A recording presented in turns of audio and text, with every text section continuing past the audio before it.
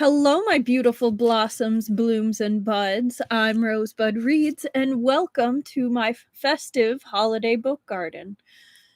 And welcome to our holiday fanfic special. Today, we are doing another two-parter, and this is the part one of Frame the Halves and Call Them Brothers by Bodldops. I think I am saying that right, but if I'm not, I'm so sorry. But yeah, they are amazing. The story is amazing, and it's pretty cool because it is from Lan Xichen's point of view.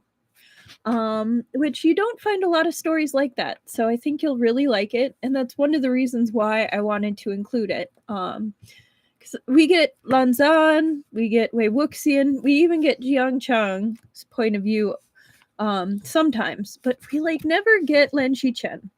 So I hope you enjoy, and make sure that you go ahead. The fic is linked in the description in both parts of this, so make sure that you go and give the author some kudos, give them some love, send them give them a comment, but make sure you bookmark, favorite, subscribe to them, and just show them some love. And on that note, let's just go ahead and get into it. All right. Frame the Halves and Call Them Brothers by Bodldops. Summary. Lan Xichen meets the Jiang's new and terribly young head disciple. A relationship blooms from there, and though he doesn't mean anything by it in particular, it is the small stone that starts an avalanche involving 3 of the great sects. Notes. The art for this fic was created by Jiang, who created 2 gorgeous pieces. The chapter titles will indicate which ones have art in them. Go visit them at their Tumblr and tell them what an awesome job they did. So when it gets to those parts, I actually have the pictures saved or pulled up on my phone, so I'll show you once it gets there. So many thanks for my awesome beta blurb for keeping me on the straight and narrow. It's a hard job and very much appreciated. Chapter 1. The Night Hunt. The small town Lan Xichen arrived in was politely tidy and tucked in on itself. Not at all what he was expecting for a place that had been sending letters to Shufu multiple times a week for the past 2 weeks, all begging for aid. As the land contingent moved towards the mayor's compound, the town folk went about their business as the last afternoon slid towards evening, bowing and scattering out of their path. It didn't feel like a town under siege, as the letter suggested. Lan Xichen shot a look at Lan Xichen, who was here to advise and watch Lan Xichen's leadership abilities. Lan Xichen, arms master for the Lan sect for nearly a generation, would have been more than capable of leading this night hunt on his own. Probably would have been capable of handling it single-handedly if Lan Xichen was being perfectly honest. But this was supposed to be Lan Xichen's last hurdle before he was allowed to lead night hunts on his own without further supervision. Of course, if this turned out to all be due to a delusional mayor having a mental breakdown, Lan Xichen would probably have to try again another day. Lan Xichen gave a minute shrug, but no other advice. So he noticed the oddness too, though he was still letting Lan Xichen take the lead on this. Resigned, Lan Xichen squared his shoulders and proceeded onward to the mayoral compound. Maybe they would get some answers there. I think I'm going to say it's Lan Xichen. Okay. There was no guard at the door to the compound to speak to, and the door had been pulled closed and locked. Lan Xichen, at a loss, knocked, feeling like he'd somehow missed a step. There was a ringing sort of silence, and it went on for long enough that Lan Xichen started wondering if it would be better to try and batter down the door to make sure everyone inside was okay, or if he should take his team of cultivators away to an inn or something and inquire further there. Just when he was about to surrender and lead everyone away, there was the rough sound of wood on wood and a soft grunting noise. Suddenly, there was a heavy thump of something being dropped, and the door shuddered open. A young maid peered around the door, breathing heavily. A heavy wooden bar laid to the side on the path. "You are here to see the mayor?" the girl asked, peering up at them. She had a pack over her shoulders, Lan Xichen noted, and across her cheek there was a long scratch, faintly oozing blood. "Yes, are you all right?" Lan Xichen, rattled, asked, trying not to loom over her. "Your face." "The mayor is inside. You'll have to find your own way. I'm sorry. I have to go." She averted her gaze from them, ducking down and away around them and scurrying back towards the heart of town. The door continued to creak open, and inside there wasn't another soul to be seen. It was an elegantly appointed building, almost too fine for such a small town, but at this point of the day it should be bustling with people. Tradesmen here on business, servants seeing to their duties, government officials going to and from meetings. Lan Xichen made sure Shuo Yi was loose in its sheath and stepped inside. "Sorry, I'm working on the pronunciations. It'll get better, I promise." There was a chill of resentful energy in the air. Nothing focused, but it was more than he expected when people regularly lived and worked. Polite calls for the mayor went unanswered except by the faint ringing of a wind chime twisting in the breeze. "Spread out. Stay in pairs and call out if you find something," Lan Xichen ordered quietly. His team murmured their understanding and split up. Lan Xichen stayed close behind him. Oh, maybe it's Lan Xichen. No, it's Lan Xichen. They walked towards the main mayoral residence, while the others took paths towards the support buildings. The residence was very well appointed. The furnishings pointed to good, if terribly expensive, taste. None of it would be unexpected in the residence of a sect leader. It was unexpected for a town of this size, not along many of the major trading routes. Lan Xichen was about to declare the building deserted when a shout went up from the last room he meant to explore. The bedroom. "Ghosts! Fiends!" The voice was abjectly terrified, and Lan Xichen quickly spotted the man it belonged to. He was a portly fellow with a regrettable mustache who was cowering behind a low chair like the scrap of furniture might protect him. "Sir?" Lan Xichen called, confused and wary. The man abruptly straightened, blinking. "Wait, you're... Oh, are you Lan's? That would explain the white. I thought...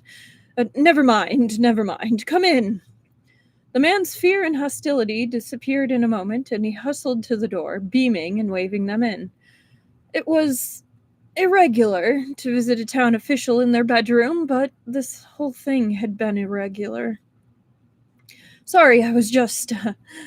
Anyway, I'm afraid there's no tea. You must think me a terrible host, but... well... It is fine. Please, do not bother yourself." Lan Xichen cut into the flow of words. The rule about not interrupting was a good one, but not a viable one if your conversation partner seemed determined to go on without pausing for breath while determinedly saying nothing of importance. "My name is Lan Xichen, representing Gusulan. You are Lin Hai?" he asked, the man in front of him not quite matching the officious, demanding tone that had come across in the letters. Maybe the man was just relieved about the impending rescue. "Ah, yes. Oh, the letters. You came. Oh, that's very good. Now things are sure to be settled between you both." Lin Hai beamed, something like confidence settling on him. I'm sorry. Us both?" Lan Xichen repeated, sparing a sidelong look at Lan Xichen. He had nothing that needed settling with the arms master. "Oh, there are terrible creatures that come at night, Dao Shang. Horrible, evil creatures that steal people's faces and speak with their voices, tempting them out of the building, never to be seen again. But the Yunmeng Jiang cultivator was just here a while ago. He left those talisman things, put them up all over the place, and then said he was going to go look for the source of the problem." He explained, and then, yes, that certainly did sound like a problem a cultivator was needed for. Lan Xichen could spot the talismans neatly tacked to the cardinal points of the room. Someone had put up protections before they left. But between you and me, Dao Shang, I'm glad you're here. The Yumen Jiang have a wonderful reputation, I know, but, well, sending a child did seem a bit foolhardy. This was said with all the conspiratorial glee that would better fit Yao Zongzu in the cultivation conference than a lone man who had been barricaded in his bedroom. A child? Lan Xichen repeated, uncertain. It seemed ludicrous. Besides, whoever had put up the talismans knew what they were doing. There was no resentful energy in the bedroom, despite it being pervasive in the rest of the compound. Well, a young teenager, generously. The mayor rolled his eyes, warming to the subject. Honestly, I would have told him it was an insult if I'd known you would be here soon. Surely they could have managed to send a proper cultivator. I'm an important man. It was true, this town was on the edge between Lan and Jiang territories. He could have called on either of them to help, and it had evidently been decided that he would write to both. But why would Yumeng Jiang only send one cultivator, or even worse, a child? That defied logic. Sir, we will go aid him to resolve your problem sooner, but first, please tell us more of your problem, Lan Xichen requested, refusing to give voice to his doubts. The mayor obliged. The compound had recently become prone to nightly attacks. It had started small and spread out. A maid had disappeared one night out of the blue. The residents and staff had assumed she'd run away with a lover, but a few nights later there had been multiple reports of the maid standing out in the courtyard, moving oddly and calling to her friends to come and join her. Most did not, disquieted by her appearance. Her best friend had gone, however, and she had not come back. Not until a few days later, when instead of one voice, there were two voices, alternating, calling from the courtyard. Sometimes weeks would go by without incident, sometimes only days. But as the attacks continued and people disappeared, the frequency increased. There had been no attacks on the town or on anyone who moved from the mayoral residence to the town. There had been no incident to spark this problem that the mayor knew of, no new objects brought into the house, no one distinguished enough to lay a curse on them. Lan Xichen tried to convince him to sleep in the town, at least until they'd had a chance to investigate, but the mayor refused to budge. He refused to be run off by creatures, he said. So Lan Xichen left him to it, and gathered up his team. The others hadn't learned much, other than in many of the staff rooms there were personal items left behind, things that should have been taken if people had left planning to live somewhere else. If there were other clues, none of them could see it. They returned to the mayor one last time to ask if he knew where the Jiang cultivator had gone. Oh, there's an old abandoned temple up the old logging road in the forest. He seemed interested and went to investigate. The youth are so flighty, aren't they? Lan Xichen only managed to bow politely in the face of this reply and decided that he, too, wanted to see this temple. And maybe the child cultivator the Jiang had sent. It would be dark soon enough. He didn't entirely feel comfortable letting a junior, even one from another sect, go wandering alone in the dark in the territory of a malicious creature. Just a second. Okay. Thankfully, the temple was not so far away, and there was still plenty of daylight when they strode into the clearing surrounding what had once been a small temple. It had never been much. It was just a small squat building, sturdy, if not made with any particular grace. But there were painted decorations along the door and window frames, the paint old enough to have started flaking away.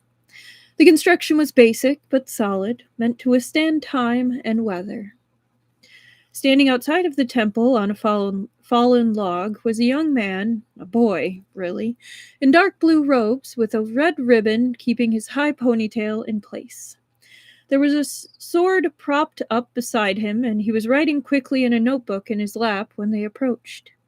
He'd set up camp. There was a small fire in front of him and a bedroll laid neatly beside it, and most importantly, He'd strung up a line of talismans around his camp as a warning or a ward. Someone's foot snapped a twig, and the boy's head snapped up, focusing on them with sharp intent. And then he smiled, all of that pinpoint focus bleeding away into sunshine. I was wondering if the mayor had written to Gusulan sect as well. Welcome, he cried cheerfully. He bounced to his feet, scooping up his sword as he came to greet them. His bow was perfectly correct. This one is Wei Ying, courtesy name Wuxian, of Yumen Jiang. He introduced himself, and indeed there was a Jiang clarity bell hanging from his belt, silent despite his energetic movements. I am Lan Huan, courtesy name Xichen, of Gusulan, he replied politely, before turning to introduce his team in turn. But surely you are not alone, Wei Gonzi. This creature that is causing this problem... Oh, I know what it is. Do you want to see? Wei Wuxian interrupted, eager, and then winced. Oops. Sorry. Did you want to continue, or... Despite the boy's rampant enthusiasm and mild impropriety, Lan Xichen couldn't help but be charmed. And alarmed. Wei Wuxian still hadn't alluded to any other Jiang cultivators out here. Should we wait for the rest of your party, Wei Gonzi? He asked, more direct than he usually was. This Wei Wuxian had a clever tongue and could dance away from a more subtly worded comment like it was a game. No need. It's just me, Lan Gonzi. Wei Wuxian's smile ramped up, clearly trying to show that he was fine, even though that was nothing to smile about. Madam, you thought I needed some time away from training, and I heard about the trouble here. Do you want to see what was causing the trouble? It's really quite interesting. It still made no sense that a young Jiang cultivator would be out here on his own, but Lan Xichen didn't know how to ask further without actually being rude about it. Yes, Wei Gonzi, I would be interested. Thank you for the offering. He relented. He shot a look at Lan Jianyu, and once the boy had turned his back, but Lan Jianyu only shook his head. They couldn't force another sect's disciple to tell them more if he didn't want to, especially when the boy seemed to be safe and in control of the situation, at least for now. Wei Wuxian led the way inside the ruined shrine, his steps careful to avoid disturbing anything. Lan Xichen followed carefully, noting the wariness Wei Wuxian showed. At least he was treating this hunt seriously. The altar was the only spot inside that showed any signs of recent cleaning. The top only had a thin layer of dust, and the fruit arrayed in front of the statue was only just starting to molder. The statue was of a man. That much was clear, but it was old and had clearly been unattended for quite some time. What had once been colorful paint was chipped and flaked off, the finer details of the carving lost to time as the underlying stone crumbled. There was blood at the statue's feet, pooled and dried. There was a sense of resentful energy here in the shrine, of something coiled, waiting, and watchful. I think the first victim, Jiang Li, found this shrine. She had a hard life, you know. Her parents died, and it was only because the mayor offered her a place serving in his household that she had a job and a roof over her head. The mayor was aware of that. Wei Wuxian's explanation took on a wry, biting tone. Lan Xichen could only imagine. A young woman with no one to speak for her in a powerful man's home. You would hope that an official would be righteous, but there was certainly no guarantee of that. I don't know why she didn't go to one of the shrines in town. Oh, don't you Lans have ways to speak to the dead? Maybe we can find out. Wei Wuxian cut himself off, his eyes bright and curious. You think her spirit is here? Lan Xichen asked, blinking. Pretty sure. This is where she died, at least, Wei Wuxian replied bluntly. I found her and her, I think it would have been her son. They were just outside. I think she came here to ask her god for help. So the attacks on the house. The statue absorbed the resentful energy, or was awakened by it? Something like that. There's more here than just from one person, so I think it's getting stronger each time it attacks. I don't think I could dispose of it by myself, but I was going to set up wards around the shrine and make sure they held before getting help from Lotus Pier. Wei Wuxian explained. I just had to write up more talismans. It was a well-reasoned, cautious approach, more than Lan Xichen would have been able to come up with on the fly at the boy's age, certainly. Once again, Lan Xichen did not understand why this boy was out here on his own. If the Lans had such an able scholar in their ranks, Shufu wouldn't dare let him outside of the protection of the boy's elders. That all sounds reasonable, Wei Wuxian. Your tutors and your sect leader must be very proud of you, Lan Xichen praised and blinked as the boy immediately became awkward, shy, and avoidant, the way he hadn't been this whole time. Lan Xichen was so confused. Lan Jianyu looked more stone-faced than usual, as if he was starting to suspect something he didn't like. If you don't mind, Wei Gonzi, we would like to camp with you tonight. If you are correct, we can help with resolving the issue, Lan Xichen offered, though in truth he meant to stay whether Wei Wuxian wanted him here or not. Oh, that would be wonderful. So I still needed to make up the talismans for warding, but maybe we won't need them now since it's more than just me, and there's also the others. The others? Lan Xichen asked with a sinking feeling. Yes, the statue has attacked many times, Lan Gonzi, and it brought all of its victims back here. I buried everyone and went through all the rites, but it was pretty quick, and I didn't have any joss to burn. I don't know if it was enough, Wei Wuxian offers, grinning sheepishly. That was why the small camp was warded, even before he finished trying to trap the creature here. He thought he might be attacked by fierce corpses as well. And still he stayed. Alone. Yes, we can help with that, Lan Xichen agreed, feeling Lan Jianyu's stare boring into the back of his head as he was slow to reply in his shock. The Lan team dispersed, Wei Wuxian leading the rest of the Lan disciples to where he had buried the bodies, his boisterous voice becoming muted once he left the shrine. Lan Xichen opened his mouth to complain, but what could he say? What could possibly encompass this? And that, Lan Xichen, was Yumeng Jiang's new head disciple, Lan Jianyu reported dryly. Lan Xichen gasped, which he knew made him look ridiculous, but he couldn't help it. He's a boy. He's Wanji's age, Lan Xichen gasped, scandalized. There was so much to ask from such a young man, and made the whole situation of him being out here alone even worse. It was announced a few weeks ago. He is evidently the son of King Si Sanren, and she and her husband were friends with Jiang Fingmian. He found the boy wandering, homeless, after his parents were killed. Your Shufu thought the position had been given as an indulgence. He certainly doesn't seem to be in the habit of receiving indulgences, Lan Xichen noted, thinking of how the boy had stammered after receiving simple and well-earned praise. I don't think that this is something we can fix. However, Lan Jianyu paused, his tone considering. However, Lan Xichen echoed, curious. It was frowned upon to interfere with other sects' internal politics, but this whole matter bothered him. It wouldn't hurt the boy to have friends. Everyone needs friends, Xichen, Lan Jianyu suggested, innocently. That night, as they waited out the resentful spirit that had been causing so much death, Lan Xichen got to know the bright young Jiang cultivator. The boy was quick and articulate, and he was surprisingly well-read for someone who had the misfortune of living on the street before coming into a sect. He also proved to be a capable cultivator. His supposition had been correct, and before the night ended, they had liberated the resentful spirit tied to the statue, freeing the town and the mayor from further attacks. Lan Xichen promised that he would speak to Shufu about getting justice for the abused maid, which Wei Wuxian appreciated.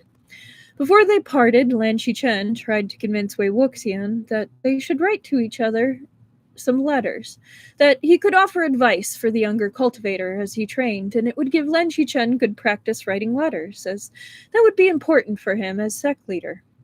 Later, Lan Xichen wouldn't be able to entirely recreate the verbal footwork Wei Wuxian had managed to both decline and be terribly polite about it. Lan Xichen supposed it would be odd if a sect heir wrote to the sect's head disciple, but not the sect heir, but still. He made a note to keep an eye out for Wei Wuxian in the future and commanded his team to head home. Quick tea sip, and then we're going to continue.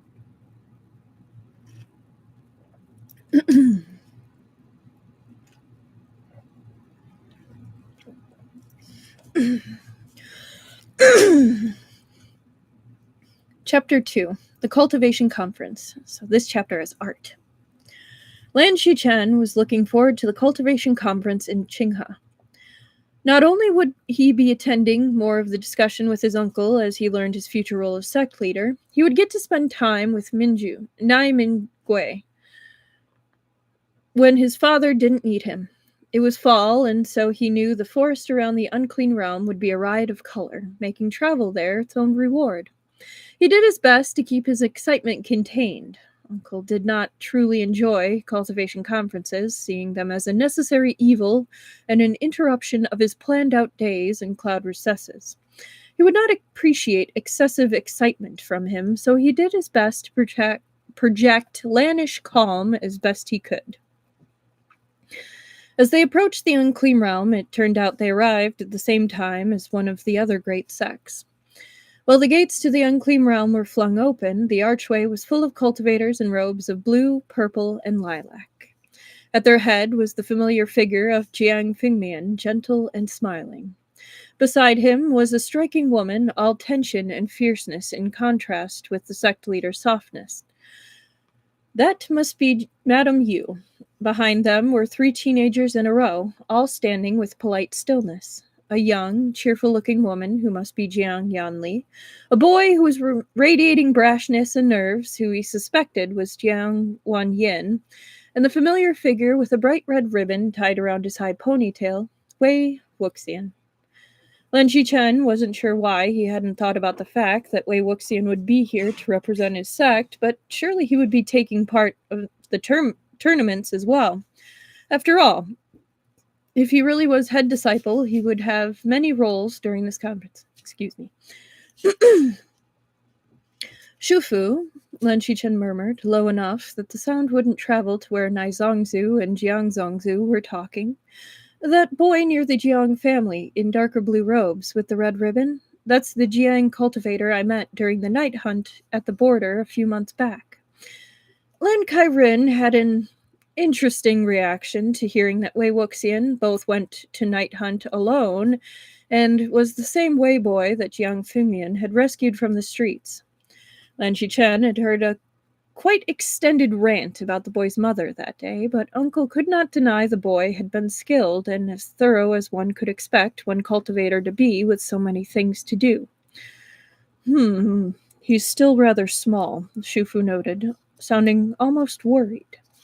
Lan Xichen had wondered if the reason that his uncle still had so much energy to rant about Changxi Sanren was because he actually secretly liked the outspoken rogue cultivator.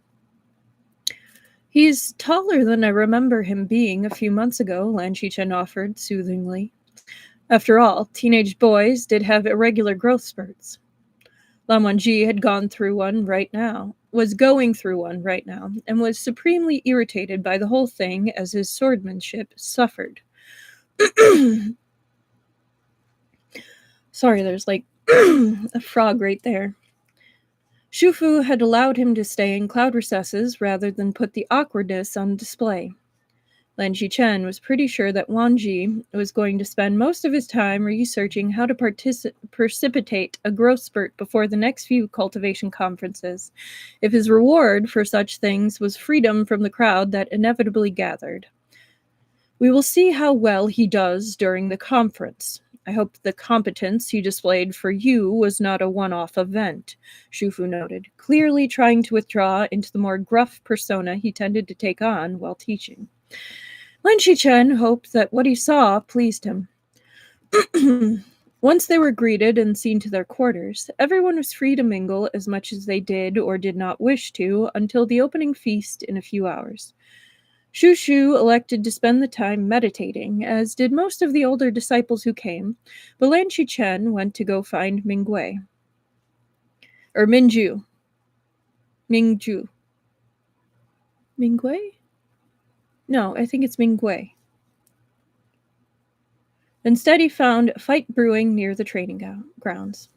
Or rather, he found a few someones who wanted there to be a fight, and Wei Wuxian, who looked like he wanted to be anywhere other than there.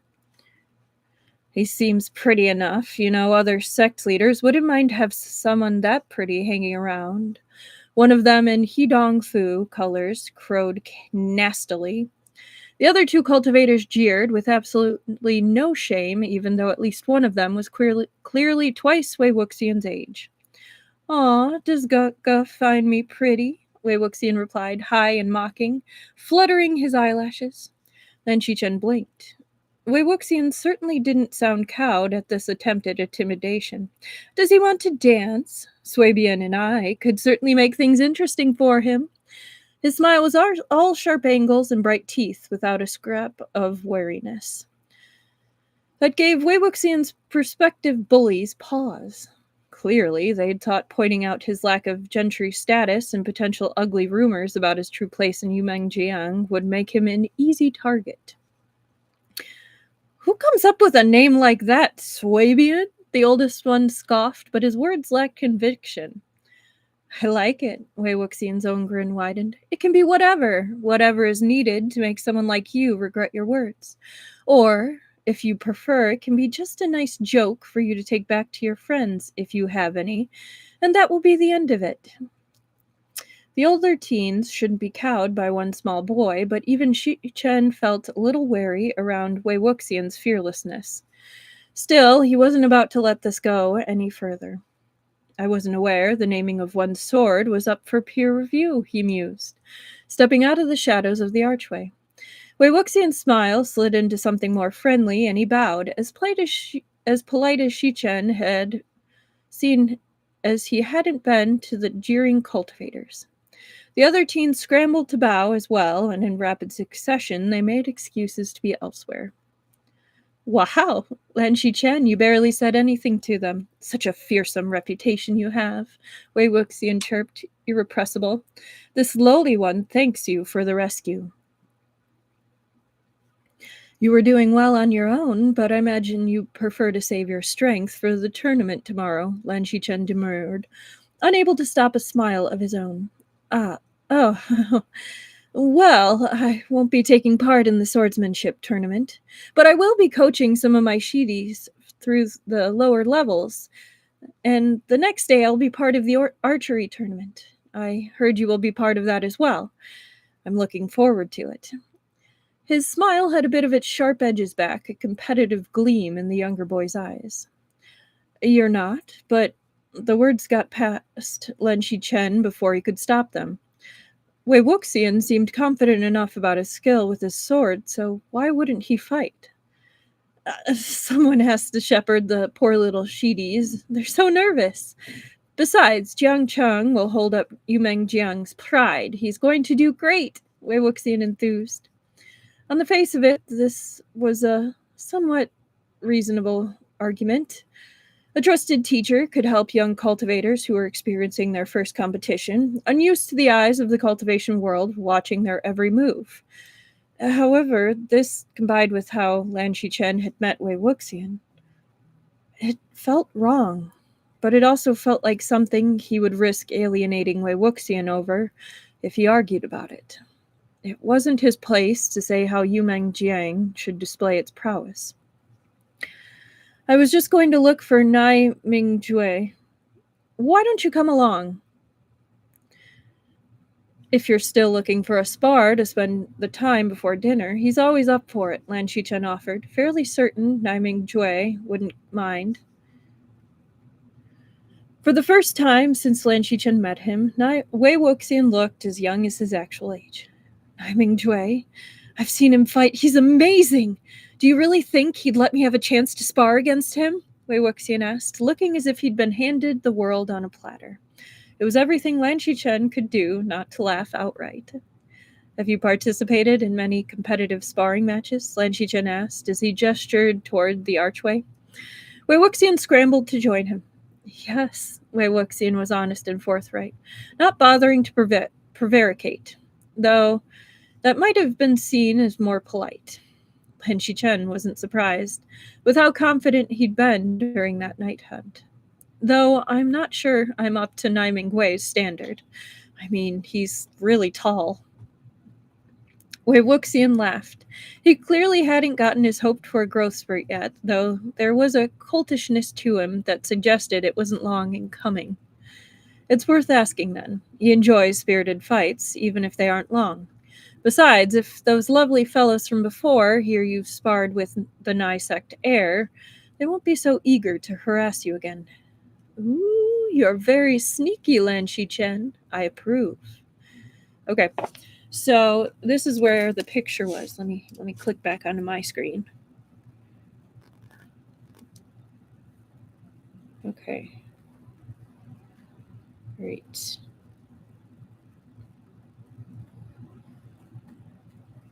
Up. Hang on, it clicked out.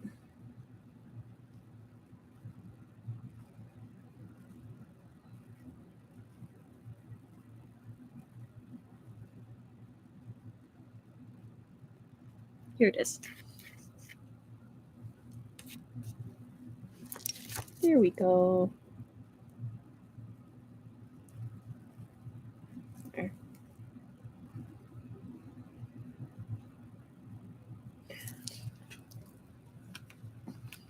Sorry, that wasn't as smooth as I was hoping it was going to be. All right, let's continue. They found the Nye brothers in one of the inner courtyards, both boys sitting next to each other near a small pond, both of them ignoring the fat fish that swam lazy circles within. At the sound of their footsteps, the elder looked up with a smile for Lan Xichen, while the younger quickly unfolded his fan and hid his face behind it, only his dark, bright eyes peering out from over the top. Xichen, I'm glad to see you. We left the general gathering a few hours ago. Asang was getting overwhelmed. I was worried we'd miss you before the feast.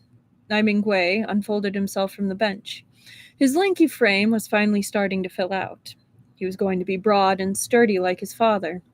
Here in the privacy of the courtyard, they did not bother with bows, and instead Lan Xichen stepped into a bone-creaking hug. And who have you brought with you? This fellow doesn't look like a Lan, Naiming Jue asked, once he released Lan Xichen. Wei Wuxian bowed politely and promptly. This one is Wei Wuxian, head disciple of Yunmeng Jiang, he replied, a little wide-eyed at Naiming Jue. Head disciple? But you're Asang's age, Naiming Jue protested. I've seen him on a night hunt. He has the skill, if not the years. Lan Xichen interceded before Wei Wuxian could reply.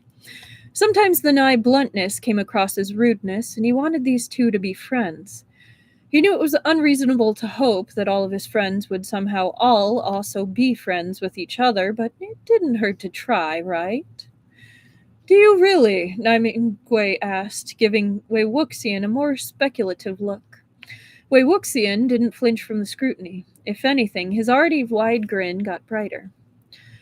This one is honored that Lan Gonzi thinks so, he chirped, flicking a quick look at Lan Xichen. It was too quick for Lan Xichen to make much of it. He decided the boy must be looking for reassurance. I told him you might be interested in a spar, Ming Jue. He won't be part of the competition tomorrow, so if you don't fight him yourself, you won't have any way to know how good he is, he baited helpfully.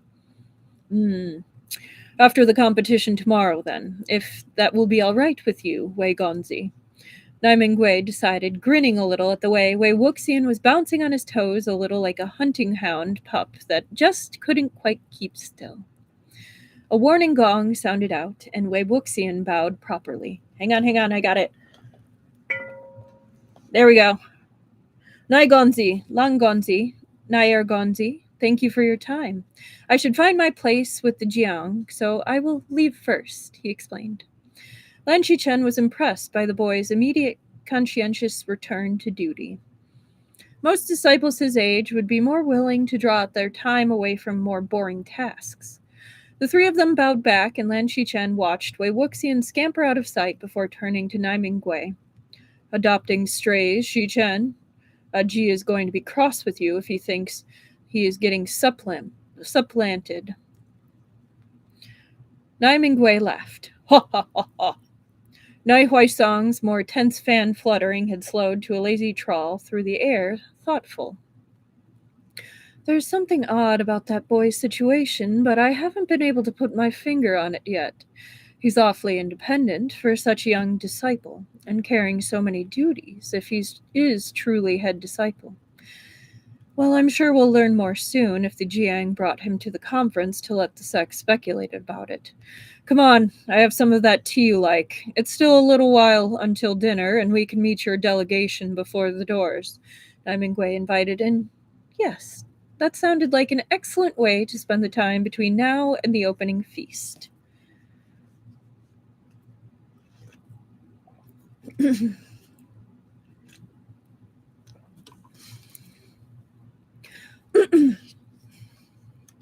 Contrary to Nai Mingjue's belief, that night and the next day only led to more confusion.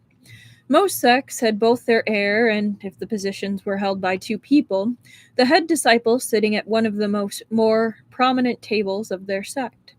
While the Jiang sect heir, Jiang Wanyin, was sitting next to his mother, the only time Xichen was able to spot Wei Wuxian at the welcoming banquet was when he saw a bright pair of eyes peering around Jiang Fingmian's shoulder as the crowd watched a Nai disciple perform an intricate sword dance at a blistering pace. Other than that moment, the boy might as well not have existed.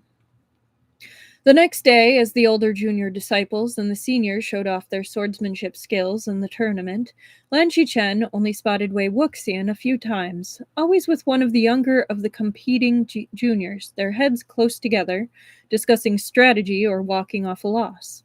Jiang Wanyin, the sect heir and the person on whom Wei Wuxian had pinned the hope of the Jiang, finished 12th. Not horrible for a young disciple, but not so stellar that Jiang should have been so confident to leave a fighter off the field. Oddest of all, after the competition, when the sect leaders were mingling and competitors were swapping stories, Wei Wuxian was nowhere to be found. Lan Xichen expected the boy to show up at any moment, bouncing with the same excitement he'd had the night before, but the day stretched on towards night without his cheerful chatter. Maybe he had second thoughts. It's not unreasonable, Xichen. He wouldn't be the first cultivator who realized he bit off more than he could chew, and he's a kid, Nai Mingzhui mused, clearly trying to comfort Lan Xichen. Maybe, Lan Xichen agreed, but it didn't feel right. Wei Wuxian didn't strike him as the sort of person who would back down, and that tendency would be made stronger, not weaker, by youthful enthusiasm. We can ask him at the feast tonight. He's probably too nervous to tell you he's in over his head. You can give him some tips and I'll roast him a little, and he'll be better prepared next time we meet, all right? Stop worrying, Nai Mingwei laughed. Come on, I didn't get to show you the new foals or the herd for this year. I think we've managed some excellent future war horses. They spent a pleasant afternoon admiring and laughing at the young gangly fowls, and Lan Xichen put Wei Wuxian from his mind for a while. Wei Wuxian was not at the feast. The table behind Jiang Fingmian was left empty. No one sat there. Jiang Wanyin looked even more glum than he had the night before. Was Wei Wuxian ill? Usually that was not really a problem for cultivators, but the boy had been found on the streets. Who knows how that might have set him back?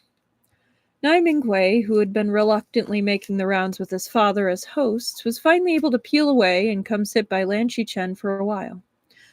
Ah Seng says that the Jiang have sent their head disciple home due to a problem with some merchants on the rivers, he explained. Lan Xichen frowned.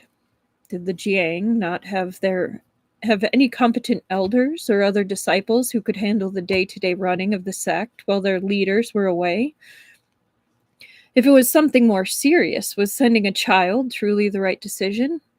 It wasn't their place to interfere, of course, but it felt wrong. He must have been so disappointed, Lan Xichen sighed.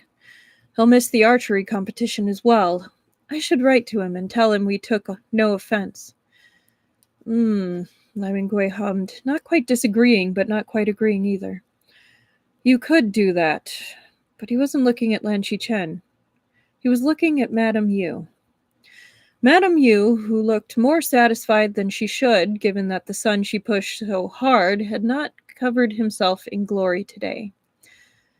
Ah. The Lan did not gossip as a rule, but that did not make them blind to social cues. Do you have a better idea? Let me ask Asang. He's always good at sneaking goodies in from town. I'm sure he can think of a way to sneak a message to Wei Wuxian without raising any alarms. It is not our place to interfere in another sect's business. But it would be a shame for a talented young cultivator to slip between the cracks just because there might be grudges meant more for the previous generation, Naimingwei mused, delicately. Lan Xichen raised an eyebrow at him pointedly. What? No, don't you start. You know that my grudge is far more based in fact than whatever she might have against your young friend, Naimingwei huffed. Are you sure you should be encouraging your Didi's more underhanded traits? Lan Xichen asked, relenting and shifting the topic for his friend's sake. Asang is going to be an absolute terror when it comes to getting what he wants. He's clever, though he seems determined to hide that fact from anyone who cares to look. I don't understand it, but I want my Didi to be happy. If allowing him to become a young spy lord for his own purposes does so, I don't see the harm in it. He wouldn't harm his sect, that is all that matters. Perhaps I can convince him to use this skill to the sect's benefit in the future. I just worry about your cloud recesses, Naimingwei explained with quiet sincerity. About cloud recesses? Why? Lan Xichen asked, confused. Eventually, Asang will be old enough to get into your Eventually, Asang will be old enough to go to your sect's lectures. By then, he will be well practiced in his little tricks. The amount of contraband he will bring into cloud recesses will surely be legendary, Naimingwei laughed. With all the evidence of enjoying the prospect. Lan Xichen groaned. He could already hear his Shufu's complaints, and the day of reckoning was still years away. You're a horrible man, Naimingwei. Let me know what Huaisang comes up with. I admit I will rest easier once I hear that Wei Wuxian is well. Hang on. We have a new chapter. Oh my gosh. Come on.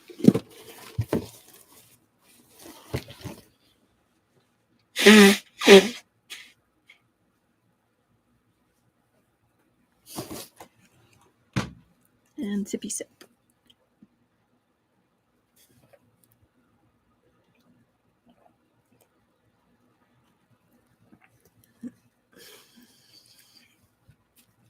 Chapter 3. Starting Communications.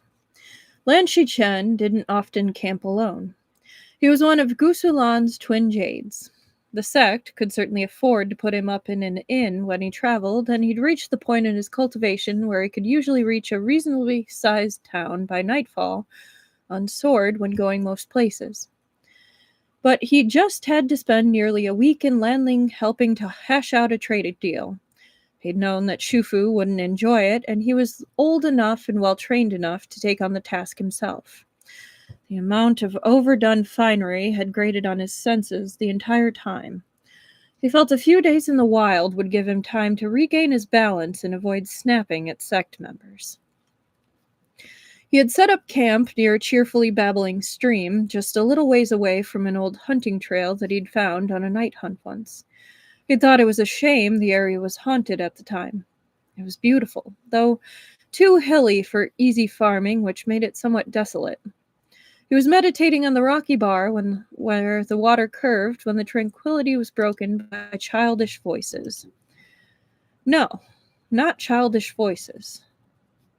Those were actual children, 6 of them, walking in 2 somewhat neat lines behind a gangly teenager. The teal and lavender of the children's robes were identifying them as Jiang, and the dark blue and red of the teenager meant, Lan Xiang, Wei Wuxian waved cheerfully. A quick word to the children had them quickly falling into neater lines, and they all bowed as one. It was very charmingly done, Lan Xichen had to admit. He rose, waving them closer.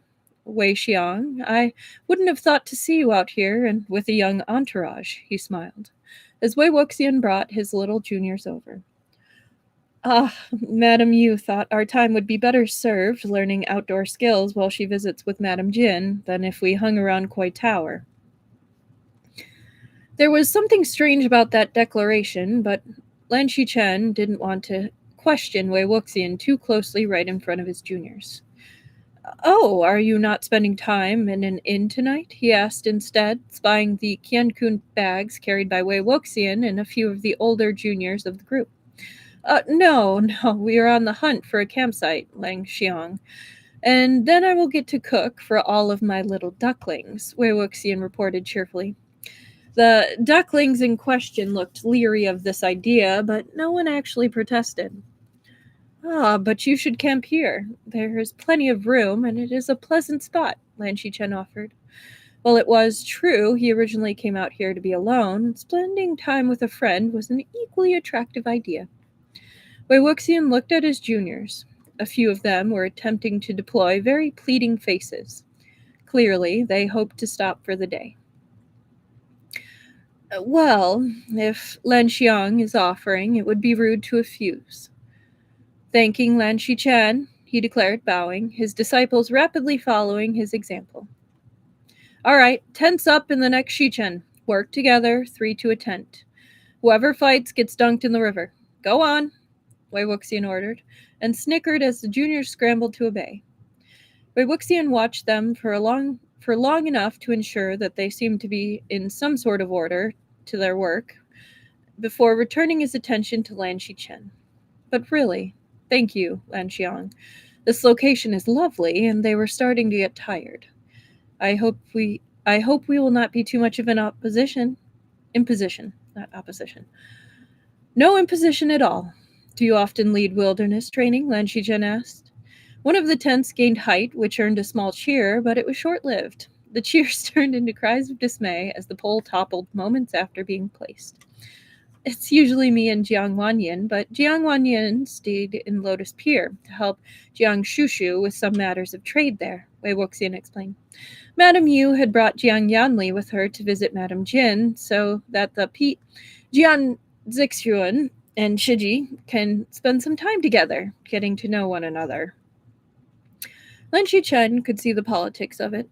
The heir is left to support the sect leader and hopefully build what appeared to be a somewhat tumultuous relationship. The daughter will have time to build stronger bonds with her intended. But that means, did the junior disciples only come to Lanling to make this happen? Lan Xichen finds that doesn't sit right with him somehow. So much disruption for such a silly thing. Oh, no. We usually try to get the junior disciples out for a longer trip outside of Lotus Pier at this point of their training, so they can see what everything they've been learning is good for, and be inspired to do better. We usually don't get to go too far from Lotus Pier on those trips. We still want to be visible by flare if necessary. But these kids will be the envy of their peers. They got to go so much further. Even if we are within range of Koi Tower, Wei Wuxian explains offhandedly. He didn't seem upset by it at all. He is instead watching one of the 3 groups get increasingly tangled in their tent, even as one of the other groups has nearly gotten theirs completed. I see. In Gusulan, we usually wait longer for a first night hunt, but admittedly they are allowed to go further afield. You could see the logic, even if he's pretty sure he'd just spend the time that they were away worrying endlessly. Well, the goal is no fighting on this trip. None of the little ducklings have their swords yet. So they'll learn how to set up a camp and practice their cooking, and maybe learn some talismans if I can keep any of them interested. Wei Wuxian laughed ruefully. Haha. Is talisman work not part of their usual curriculum? Lan Xichen asked. It isn't common in Gusulan either, beyond the basics. Oh, really? Wei Wuxian scrunched his nose. I know the lectures hosted by Gusulan were in a few years from my peer group, and I hoped there would be classes. There must be something in that library of yours. But to answer your question, no, we don't go much beyond the basics either. The elders insisted that we never need anything more than that before. Lan Xichen thought that his uncle might be interested in encouraging a special interest in a dedicated student, and he tucked that thought away to examine at a later date. One of the groups, a very similar-looking boy and girl, ran up to them and bowed. "Shixian, come see our tent," they chorused, bouncing on their toes. Wei Wuxian laughed fondly. "Duty calls." He ambled after the juniors as they dashed back to their completed tent. Lan Xichen watched them proudly show off their work. Wei Wuxian seemed to take pains to praise everything they got correct, and was not harsh when he taught them where they erred and what they could do better. After some loose knots were retied and everything was hanging correctly, he sent them off to help the second fastest team. He went to help the ones that were now helplessly cocooned in their own tent. To their credit, they hadn't actually started fighting with each other, but Lan Xichen wasn't sure how much of that was because they were listening to their Shixian, and how much of that was because they didn't have the energy to argue.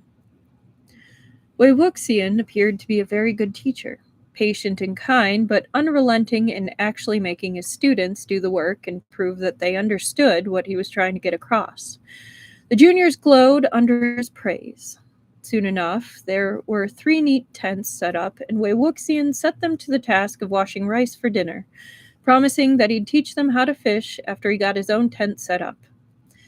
"You don't mind if we cook some fish over your fire, do you, Lan Xiang?" "I forgot the Lans were vegetarians," he asked, midway through digging his tent out of his Qiankun bag. He looked more nervous than Lan Xichen would have expected for such a minor misstep. "It is fine, as long as you do not require me to eat it. The rules apply only to life inside cloud recesses. Many land cultivators will eat meat while on the road, though my brother and I do not. But I have gone on night hunts with the Nai many times, and there would be something of a riot if meat were not served," he explained, smiling, hoping to put his friend at ease. It seemed to work. The set of Wei Wuxian's shoulders softened, and a little of the tension around his eyes melted away. "I have food of my own. Perhaps we can share the rice to make it more of a communal meal?" Very wise, Lan Xiang. After that, the matter seemed resolved. While making dinner took longer than it would have if he did it alone, it was certainly more fun this way. The juniors declared they had made the most fluffy, perfect rice of all time, and gleefully picked over the few fish Wei Wuxian had coaxed out of the river. Wei Wuxian had to chivvy them through cleanup, as after the hike and effort of camp chores, they were wavering once they had full bellies. It wasn't long before it was just the 2 of them seated by the fire, all 6 of the juniors gently snoring away in their tents. Wei Wuxian insisted on adding his warding talismans to the camp's ward line. After examining them, Lan Xichen gladly agreed because they appeared to be better than his, and he did come out here for a restful night, after all. When he had camped with Wei Wuxian before, there had been the looming threat of the Yao they'd been sent to confront, and there had been enough other people around that deep conversation was somewhat impossible. He'd learned a little more at the cultivation conference, but after Wei Wuxian had left so soon, he realized he knew almost nothing about the boy. "We were disappointed you had to leave the last conference so soon, Wei Xiang. Naiming Gui was looking forward to sparring with you," Lan Xichen offered, once they were both settled by the fire. Yeah, I'm sorry I didn't get a chance to take my leave. Madame Yu was insistent I had to head back to Lotus Pier immediately," Wei Wuxian sighed and then winced. "And Madame Yu? It wasn't Jiang Zongzu who sent you away?" Lan Xichen prodded, confused and admittedly a little worried. Wei Wuxian scrubbed at his nose, clearly discomforted. You do not have to tell me, Wei Xiang, but I imagine as head disciple you don't have many people to confide in. I promise not to spread around anything you tell me. After all, it is in the Lan rules not to gossip," he promised. Wei Wuxian stared up at the stars wheeling overhead and then sighed. "She had heard a rumor that I was spending time with the heirs of other sects, which, you know, was true, after all. She was displeased that I had managed something like that when Wei Nian did not," Wei Wuxian admitted. I didn't even think. She might have been happier if I'd invited him along, but maybe not. I don't always get it right. Besides, I didn't know where he was at the time, and there wasn't time to go hunting for him. She convinced Jiang Shushu, that is Jiang Zongzu, that since I actually I already wasn't competing, there was little point to me staying. So I went back to Lotus Pier. Was there really a crisis you had to help mediate? Lan Xichen asked, somewhat aghast. He hadn't meant to cause his friend to be sent home alone. Lan Xichen, does it really matter? Wei Wuxian hedged, which Lan Xichen took to mean no, there wasn't, but that's touching on topics I'm not comfortable with. He politely didn't prod that point further. What is Jiang Wanyin like? I hope he did not take the unintended slight personally, Lan Xichen asked curiously. I don't think Jiang Wanyin minded that much, really. We aren't as formal with each other as Madame Yu would like. For a little while, I was allowed to call him Didi, and that still feels right, Wei Wuxian replied ruefully. I don't have any siblings by blood, but as far as I'm concerned, I have a Gigi and a Didi who are the best in the world. In all the world. He might seem prickly when you first get to know him, but that's just because he inherited Madame Yu's temper and Jiang Shushu's tender heart. Wei Wuxian's fondness surely couldn't be faked. Said like a true Gaga, Lan Xichen aloud, which earned him one of Wei Wuxian's smiles. You know, Nai Mingwei and I often write each other asking for advice on how to manage our DDs. You should be part of our group as well. I imagine extra advice wouldn't go astray. Wei Wuxian blushed, wide-eyed, in the firelight. I would be honored, of course, Lan Xiang. He went pausing. I really do not mean to cause offense. I'm sure none will be taken. What is the problem? Lan Xichen asked, confused. It's just, if you and Nai Mingwei, two sect heirs, are sending letters to Lotus Pier for me and not Jiang Wanyin, he pointed out, sounding awkward and apologetic. I really would love to get them, but it would cause disharmony. Lan Xichen thought that if Madame Yu could only take a moment to realize that Wei Wuxian was apparently loyal to both the sect and the sect heir, matters would be much smoother for everyone. But it really wasn't his place to say such things. He nodded his understanding. But I might be able to make a talisman to allow more direct messages. The Jinn have their butterflies, but they're so showy. I bet I could do better, Wei Wuxian mused, sketching in the dirt with a stick as he thought. Oh, I thought you said the Jiang didn't have a focus on talismanic arts, Lan Xichen asked curiously. He knew his Shufu didn't know such a thing was happening. They'd just been talking about overhauling that part of their library and bemoaning the fact that research in the field was far and few between. We don't. I mean, one of the instructors goes over basic talismans, of course, but I spend a lot of time in the library, Wei Wuxian admitted, his grin turning wry. Jiang Chang says I'm a nerd. Oh? I will make sure that when Gusulan holds our lectures for junior disciples, we request that you join us. Our library is vast, and I am certain you would enjoy it, Lan Xichen insisted happily. Wei Wuxian sputtered, but Lan Xichen had decided. When the Jiang group left in the morning, the little juniors once more formed two semi-neat lines behind their senior. Wei Wuxian had promised he would work on a talisman for communication, and he would do his best to be able to come to Gusulan one day for the lectures. He seemed very pleased about both requests.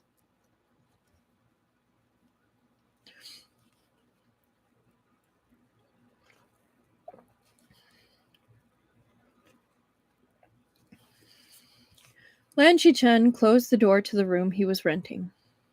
Well, he was certain it was in the town's very best inn, but it was still a fairly poor room nonetheless. He had only been back in cloud recesses for a month before news of a problem with the Jiangxi arose. It was a busy time of year for the Lan sect, and there was a shortage of cultivators with enough training to deal with such a problem. Lan Xichen arrived, volunteered for the night hunt rather than making his Shufu turn it into an order. The resentful creature was wily and was leading him further and further away from large towns. While this was certainly safer for the general population, it was not safer for him, for as he got further away from any help he might call in if he got in over his head. Still, he felt confident, even if he was a bit disgruntled with where he would have to sleep tonight. As he settled in to update his night hunt report before getting ready for bed, there was a sudden feeling of rising energy in the room. He could feel the small hairs on his arms and on the back of his neck standing on end. It felt like the sense of anticipation right before a near lightning strike. There was a bright pop of light in the middle of the room, nearly as bright as the noonday sun. Lan Xichen flinched back instinctively, hand guarding his eyes. The light faded in an instant, leaving what had seemed to be a previously brightly lit room seem dim and dingy with only candles. In the middle of the room, where the light had been, was something small and black on the floor. Lan Xichen approached cautiously, Shou Yue in hand, not sure what sort of trick this was, or if it was a trick at all. He certainly never heard anything like it. The object turned out to be, or at least what Lan Xichen finally decided the object was, were the charred remains of a slip of talisman paper. He could only make out one character, which might have been part of his own name, in the delicate scraps that remained. Carefully, he collected the scraps into his hand, but if there had been any chi powering this talisman, it was dissipated by now. He couldn't really make out any more details from the talisman. The size seemed fairly standard, though his name wasn't written in the seal script most talismans were created from. The paper was of decent quality, or as far as he could tell from charred remnants. Finally, he decided he really couldn't learn more from this odd occurrence and settled back down to his report. He would add this little tidbit as well and see if anyone else knew what this could be. Hours later, while he was in the bath, another bright flare of light flashed into his room and singed his retinas. Blinded, he fumbled for a towel, blinking the after image of blazing light from his eyes. Once he finally gathered both himself and some clothes, he investigated. Once again, there was a small object where the light had been. Once again, it was a talisman. This one, however, was not nearly charcoal. It was decidedly singed, and some of the characters were ruined, but it was halfway legible. It turned out that one side had the more traditional seal script that he would have expected, though he'd never seen a talisman like this. On the other side, a note had been written. "I assume you didn't get the last attempt. Or you're ignoring me, Lan Xiang. I won't send any more tonight. I know it is getting to be Lan bedtime, but I had a better idea about power control. Let me know which worked better. I'll send instructions on how to use this tomorrow. Wei Wuxian." Lan Xichen blinked at the note owlishly. Was Wei Wuxian inventing an entirely new talisman? And this is how he was testing it? It was both incredibly impressive and hilariously short-sighted. How was he supposed to send back a mysterious talisman when it arrived half-burned? Even if he wanted to, he couldn't even guess on how to replicate the strokes correctly. Lan Xichen carefully tucked the second talisman in with his report, along with the remains of the first, and went back to his nighttime routine. He would worry about Wei Wuxian and his impossible invention in the morning. In the morning, no new talismans came, which was something of a relief. Lan Xichen was worried one would appear in the inn's common room while he had breakfast, and he wasn't sure how he'd explain such things to the innkeeper and his family. As he stepped into the cool morning air, the sun just started to light the edges of the rooftops. He breathed deep and felt himself settle. Today, he would hunt down the Jiang Shi, and maybe he'd be entertained along the way with some brand new talismans, as mad as that sounded. It was nearly 3 Shi later when the first flash occurred. It didn't seem as bright as the night before, though Lan Xichen wasn't sure if that was because it was happening in open daylight, or if it was truly less bright. This talisman was even less burnt than the other two, though it did end up a little muddy from where it fell to the ground. There was a note on this one as well. Please see the diagram below for instructions on how to reproduce the effect of this talisman. Isn't it neat? I think I want to call it something like surprise, since it's a surprise message, but what do you think? I'm on a solo night hunt today, pretty boring, so I'll write back whenever. Yours in anxiousness, Wei Wuxian. True to his word, there was indeed a thorough, well-written set of instructions written below the short note, all in a cramped handwriting style. A few of the characters were burned away, but he was pretty sure he could figure out what they were with context. Lan Xichen considered his options. He was here to hunt the Jiang. Stopping just to play with experimental talisman design seemed highly frivolous. However, this was a deeply intriguing and potentially very helpful talisman, and moreover, somewhere out there his friend was waiting for a reply. Curiosity won. Besides, it was nearly time for lunch. Traveling onward before he ate something would be poor planning, he decided. It did not take him long to find a pleasant place for a picnic. A pebbly scree at the bend of a small creek, shaded by overhanging trees, a light breeze stirring in the air. Lan Xichen set out a small lunch for himself, and while he ate, he studied the instructions to make sure he understood before attempting the talisman himself. His uncle would be somewhat horrified, he knew. Most cultivators would actually be leery of trying a new, untested talisman merely on the word of a friend. Lan Xichen had seen how responsible Wei Wuxian was for the safety of others, however, and couldn't imagine that he would suddenly become dangerously reckless now that talismans were involved. After his meal, he pulled out a fresh slip of talisman paper and did his best to copy the pattern, following the stroke order that the instructions indicated. On the back, he wrote a small note to his friend. So creative, Wei Xiang, but so bright. After all, it was truly amazing, but he wasn't looking forward to having his eyes seared every time his friend wanted to send a message. Given how chattery Wei Wuxian tended to be, that could end up being a very painful proposition. He fed the talisman a small flicker of qi and watched with fascination as the talisman suddenly snapped out of sight, as if it had been swallowed by the very air itself. A few minutes later, there was a startlingly bright flash, and then a mildly singed talisman fluttered to the ground. Lan Xichen eagerly snatched it up, flipping it over to read the note he was sure was there. Unable to read your message, the talisman burned. We'll work on that. Also, too bright. Sorry, no more attempts today. Thank you for your help, Lan Xiang. Lan Xichen carefully tucked the used talisman into his pack. Even if it was as far as the message talisman went, it was a success. It was so rare for new types of talismans to be created. He was sure Shufu would be very interested. Lan Xichen sighed. As much as he enjoyed this break, he really did need to get back to his night hunt. At least he knew that somewhere out in the world, Wei Xiang was keeping busy.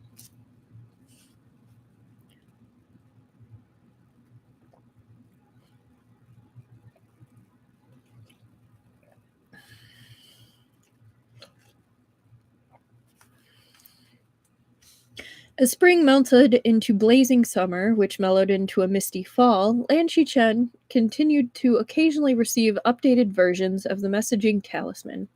It was hardly a linear progression between the faulty prototype to a perfectly and elegantly functional message delivery system. There were many abject failures. Once Lan Xichen was summoned to the gates to investigate a potential attack. By the gates, a small pile of talisman papers were burning merrily, with a new one popping into existence moments after one of the previous finally finished burning itself to ash. It was only because one of the few scraps to flutter off in the breeze away from the self-renewing fire had his name written on it that Lan Xichen knew it was related to him at all. About half a shi or so, the papers stopped appearing. Confused, Lan Xichen had gathered the remains and took them to the Lan elders who knew most about the talismanic arts, but none of them knew what could have caused such a thing. A few weeks later, a letter had arrived addressed to him, posted from one of the smaller towns along the river that ran through the Jiang territory. Lan Xiang, I fear my latest message talisman was probably alarming, and I apologize for that. I sent one to Jiang to see if he could tell me why you weren't replying, and never fear, he dunked me enough in the river to serve as punishment for the fires both of you had to endure. I won't use that design again. Your waterlogged friend, Wei Wuxian. A few weeks after that, Lan Xichen would occasionally receive successfully less and less scorched messages when he was away from cloud recesses. He mentioned to Wei Wuxian that while the structural integrity of the messages was improving, it didn't appear that they could enter the warded areas of cloud recesses, which did cut down on their efficacy. He wrote the message in the first warm days of summer, and he did not hear from Wei Wuxian until the leaves on some of the trees in the cloud recesses were starting to turn in the fall. When he did, it was somewhat spectacular. Lan Xichen was working in the Hanxi, drawing up the night hunt schedule for the remaining time they had before the winter snows blocked easy movement to and from cloud recesses. He was drawn from his work by the sound of shouting. It seemed to be drawing nearer. Alarmed, Lan Xichen rose and opened the door to the Hanxi to see whatever could be the matter. He was abruptly hit in the face by what appeared to be torn fragments of talisman paper, all sailing through the air at an impressive velocity. He wasn't hurt, but he had to peel the bits of paper off his skin as they seemed disinclined to let go on their own.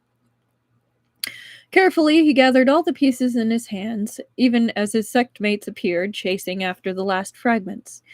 Once Lan Xichen had captured the last piece, the paper reformed so the torn edges could still be seen.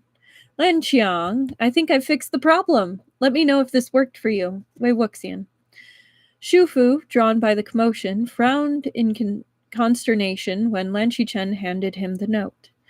Lan Xichen was more amused by the whole affair than anything else. This is King Si Senren's son's doing? Lan Xichen Lan Qiren asked, sounding resigned.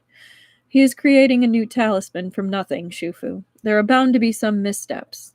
I will let him know of his error. Tell him he is creating chaos, Lan Qiren huffed, then turned to try and calm the cultivators who had come to see what this bizarre event could mean. Lan Xichen laughed to himself before heading inside to recreate the talisman following Wei Xiang's instructions. Wei Xiang, I did indeed receive your message, but if subtlety was your goal, that aspect has spectacularly failed. I'm afraid everyone in Cloud Recesses knows I have received a message from you. Lan Xichen. The talisman disappeared when activated, as all of the others had, so at least there wouldn't be a second spectacle in Cloud Recesses today. During the winter, he only received a couple more standard messages. Letters were rare during the winter months in Cloud Recesses anyway, given how remote their sect was and how heavy the snows tended to be, so he was not surprised. From the letters Wei Xiang had been able to send, he was very busy between the usual training regime for both himself and what he oversaw for his Shidi and Shimei, plus the additional frequent night hunts as a result of flooding or boating accidents as the rain fell and the waters swelled. Wei Xiang was careful to send his letters from villages along the paths of his night hunts, but that did mean Lan Xichen did not have a ready way to reply. He wrote out replies anyway, hoping that someday he could either have a safe way to send them or he would be able to deliver them in person. Though the tone of the letters was cheerful, there was a sort of weariness that Lan Xichen could read between the lines that was worrying. A cultivator who went on frequent night hunts needed to be well rested and alert. The workload Wei Wuxian wrote about seemed impossible for one cultivator to keep up with, though he always seemed to have enough free time that he was able to write about his favorite dumpling shop in town and remark upon the small victories of his smallest fellow sect members. Lan Xichen wished there was some way he could urge his friend to be careful. He knew that there was a good chance that even if he was able to, Wei Wuxian wouldn't bother to listen. In the late winter, on a miserably cold afternoon that rewarded those who could find indoor pursuits, Lan Xichen was spending the day carefully copying out one of the sect's older manuscripts.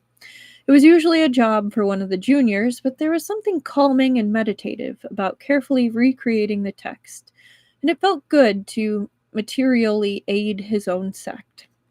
Slowly, however, he became aware of a faint rustling, scratching sound. All of the buildings of Cloud Recesses were warded against vermin, but he couldn't think of what else it could be. Finally, the sound became close enough to locate the source. A small, delicate creature that he would swear looked most like a deer other than the fact that it was barely larger than his hand, tapped its way into the room, its head tilting inquisitively. Lan Xichen had never seen anything like it. He could not sense any resentful energy from it, so he did not necessarily think it was dangerous. Just confusing. It bounced on its feet once it seemed to realize he was there and came gamboling over like a young fawn once it had figured out how its legs worked. He couldn't help but be charmed. He reached out to touch the creature, but just as he was about to make contact, it suddenly flattened into a slip of talisman paper, settling innocently onto the floor. Predictably, there was a note. I think this will be more subtle, Lan Xiang. What do you think, Wei Wuxian?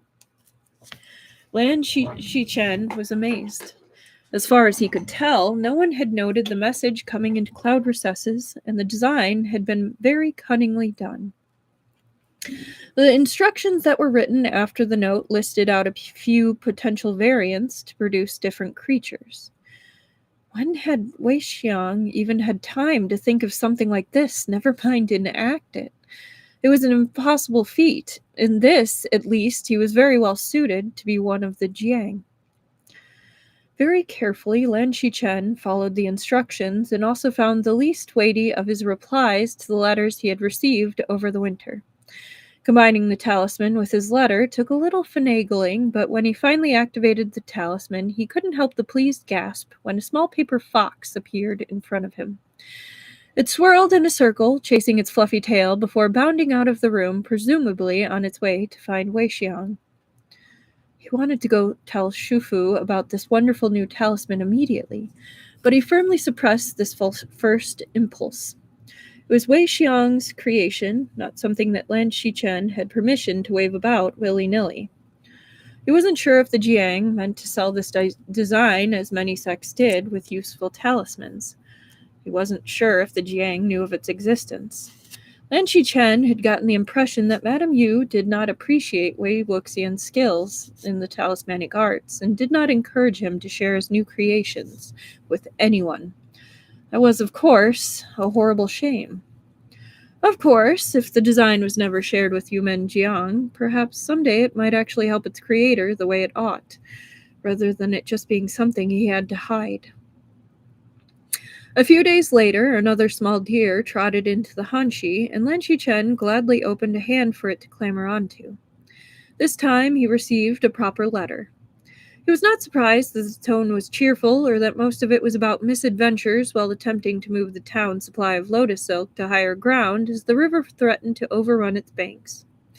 There was, however, more serious portions. Things Wei Wuxian evidently hadn't felt secure enough to put into words until he could find a good way to make sure his messages stayed secret and safe.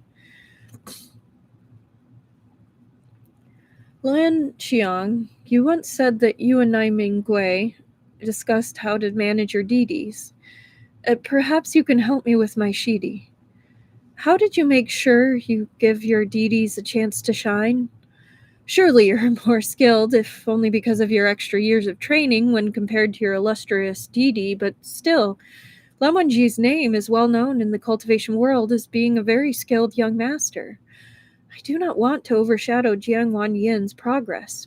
He is an excellent cultivator after all, but unless I am careful, I can do better than him as we currently stand, and I do not want him to be discouraged. The next portion was carefully blocked out, as if Wei Wuxian had written something he either decided he'd worded poorly or that he hadn't meant to share. Lan Xichen wondered about it, but there was no way to tell what the characters under the flood of ink could have been. I cannot fool him, of course. He knows if I am holding myself back and is horribly offended by it. So I must do my best regardless. Still, how do you manage it? The rest of the letter meandered off into a loving description of his Shiji's cooking and a fervent hope that the lotus would start blooming soon. He was so tired of driving rain. Lan Xichen took a day to consider his reply. When he wrote, he described what Cloud Recesses was like in the spring and the antics of the youngest swordsmanship class. He also took the time to give Wei Wuxian's question a serious reply. Lan Wangji is a very talented cultivator, it is true. But more importantly, I encourage him to be his own person when it comes to his cultivation. He knows that I am not seeking to be in direct competition to him, but rather wish to see him be the very best he can be. However, he seeks to improve his cultivation and honor his sect. In that way, we can both excel, but it does not matter who is first and who is last. Lan Xichen knew that his advice wouldn't be exactly, or probably wouldn't be exactly what Wei Wuxian was hoping for. After all, Wei Wuxian had the added complications of having Madame Yu watching their every move, and the fact that it was Jiang Wanyin, not Wei Wuxian, who was the sect heir. It was very easy to be a magnanimous Gaga when it was your own pride you were setting aside. Before finishing his letter, he made sure to ask if he could show this creation to Shufu. He promised not to share any of the details of its creation without permission, but it was so wonderful he was sure Shufu would appreciate it.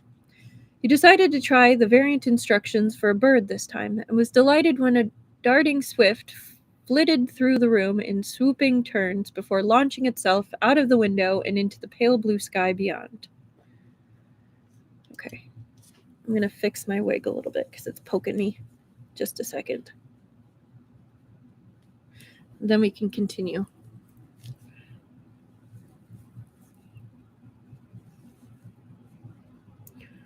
Is that going to be better? Oh, I'm losing my antlers. Okay. Gotta make sure I look all pretty for you guys. This is a very Wei Wuxian thing to say. Alright. Let's do this. Oh, hang on. There we go.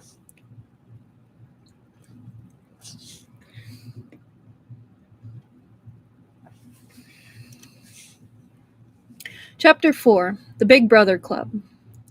Lan Xichen enjoyed visiting the Unclean Realm. Naiming Gui was one of his dearest friends, and the raucous good nature of the Nai sect was always cheering. The cause of this visit wasn't as joyful as usual. Nai Zongzu was not recovering after his saber had shattered during a night hunt. It was now prone to chi deviations, often left bedbound and listless between episodes. Lan Xichen was here to support his friend and to accompany a team of Lan healers who were attempting to stabilize Nai Zongzu with musical cultivation.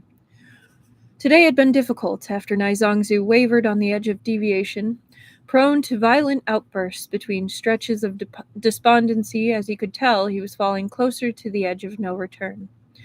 Nai Mingwei did his best to shield his Didi from the worst of it, but doing so had left Mingwei exhausted and fretful.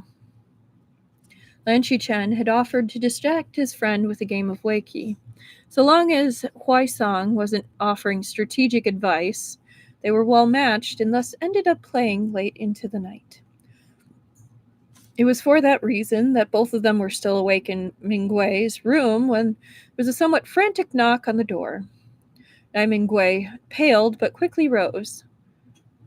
Xichen frowned. He thought that the healers were planning on sedating Nai Zongzu for the rest of the night. Surely he hadn't started to deviate again. The Nai disciple at the door bowed hurriedly. This one apologizes for the interruption, but there are Jiang disciples at the gate requesting entry. One of them appears to be injured, the Nai disciple reported. Of course, with Nai Zongzu incapacitated, Nai Mingwei would be the one called upon to make decisions. I will come, Nai Mingwei replied, to the disciple's obvious relief. Lan Xichen hurried to join his friend as Mingwei strode off towards the gates. On their way, they were joined by Nai Zonghui, who had clearly been awoken to receive the same message and was hastily fixing his robe as he hurried to keep up with Nai Mingwei. We received words that a team from Yumeng Jiang was hunting near the border, chasing after a Yao that had escaped their territory.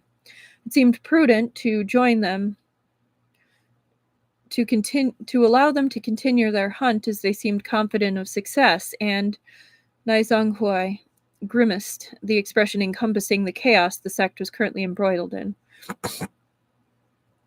That was well done. We are friendly with Yumeng Jiang. We will, of course, lend aid if needed, Nai Mingwei assured the head disciple. The group at the gate looked bedraggled and footsore, a knot of purple and blue that straightened into a ragged line as the gates opened. Wei Wuxian, pale and serious, stepped forward and bowed after carefully handing over a taller disciple he had been propping up to one of his fellows. Nai Gonzi, this one humbly begs for... He only got that far before Nai Mingjue broke, lifting Wei Wuxian out of his bow and signaling to the Nai disciples to come help the Jiang. You can't beg for what we will willingly give. Come inside, you must all be frozen. We will take your injured to the infirmary. Is it just this one, or... Nai Mingwei asked as he firmly herded the weary Jiang cultivators into the unclean realm. Yes, just... Shixian! A chorus of protests went up amongst the youngest of the Jiang cultivators, all of them glaring pointedly at Wei Wuxian. He glared back, firmly. One of the Jiang cultivators, standing behind his sectmates, caught Lan Xichen's eye and subtly pointed at his own right side, just below the ribcage, before flicking his gaze back at Wei Wuxian. The same disciple suddenly started trying to argue with his Shixian, loudly debating about who should go to the infirmary and who needed rest more. Lan Xichen ghosted around the group until he stood next to a distracted Wei Wuxian and carefully jabbed at the spot indicated by the helpful Jiang disciple. Wei Wuxian nearly folded in half, curling to protect his side at the slightest pressure. Cracked ribs at least, fractured if he was truly unlucky.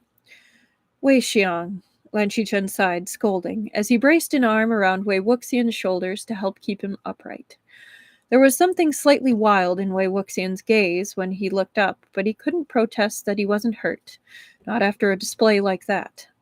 Yes, fine, I'm hurt too, he relented, sounding oddly bitter about it. It threw him into a tree while he was distracting it away from Jia Pai's Ji. Lan Xichen's helpful new friend informed them, satisfied now that his Shixian was getting help. And he still attacked it without pause. Curiously, Wei Wuxian blushed with the praise as if he wasn't sure what to do with it. Lan Xichen put that bit of information away to consider later, and instead of pressing, helped move Wei Wuxian to the infirmary.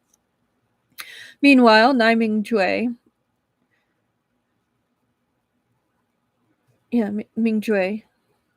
started issuing reports to ensure the Jiang disciples received food and a place to rest. Are you all right to walk to the infirmary? Lan Xichen asked in a low voice once they were out of earshot from Wei Wuxian's sectmates. Wei Wuxian was leaning more heavily on Lan Xichen now, either because his weariness was catching up to him, because he didn't have to perform anymore. 1 second. I'm going to turn off my volume. There we go. I can make it. Just don't make me go fast. Running is the worst. Wei Wuxian huffed a laugh, then winced, immediately regretting his levity. Do you need me to send a message to your sect leader or arrange for a team to go out and finish the Yao your group was chasing? Of course, these things were important to see to in themselves, but more importantly, Lan Xichen was trying to distract Wei Wuxian as they made their way to the infirmary. The other injured Jiang disciple was probably already there, hauled off unceremoniously by a hulking Nai disciple who had barely asked permission before picking up the poor fellow like a sack of turnips. If someone could tell Jiang Shushu where we are and that the Yao is defeated, that would be good. We did finish it off and made sure it was settled before coming here. It's just that Jia Pai was too hurt for us to take him all the way back to Lotus Pier without proper care, and the unclean realm was closer and more likely to have good healers than the nearest town. That thing liked the most desolate, annoying spots to pick a fight. Wei Wuxian paled, gritting his teeth. You can tell me later, Wei Xiang. Look, we're almost there, just lean on me a little more. I'll make sure the rest of your Shidis are cared for while they fix you up. You have to get better soon. Ming Jue will be chomping at the bit to be able to spar with you. We've kept him waiting for a long while over the year. Lan Xichen admonished lightly as he took care not to jostle his friend. It was still so odd to see such a mature response to pain in such a young face, but Lan Xichen had long ago accepted that Wei Wuxian was fully worthy of his head disciple title and had the strength of will to go with it. The infirmary had evidently been warned that they were coming.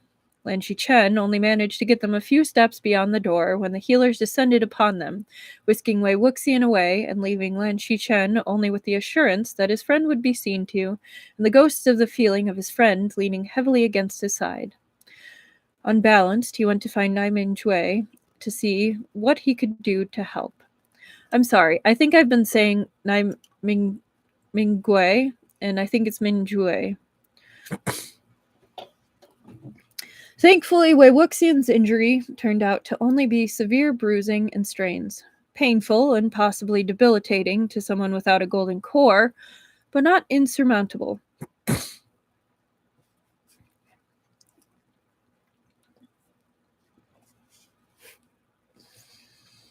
Wei Wuxian's focus on cultivation saw him in good stead, because he was able to harness that bright golden core to heal his injuries in record time, diligent in following all of the healer's recommendations. Jiang Zongzu sent a letter of thanks, but oddly did not make any comment of anyone coming to see his disciples safely home.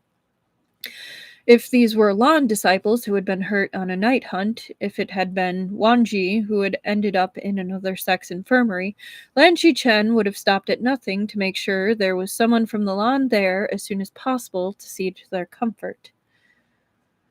He decided not to mention this to Wei Wuxian unless his friend asked.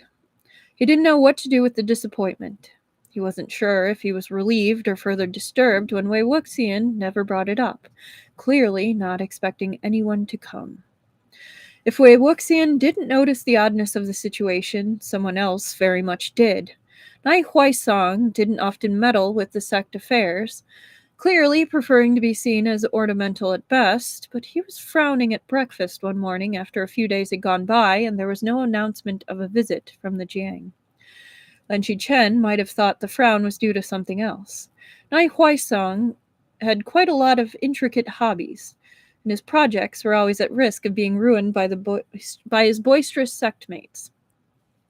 However, Lan Xichen knew better when he came to visit Wei Wuxian later that morning in the infirmary, found Nai Huaisong already firmly entrenched between Wei Wuxian and Jia Peishi, all three of them busily working on drawings. It looked like Nai Huaisong brought over the majority of his art supplies. The Nai healers looked long-suffering at the mess, but none of them actually objected. Why would they? After all, they must have noticed the discrepancy as well.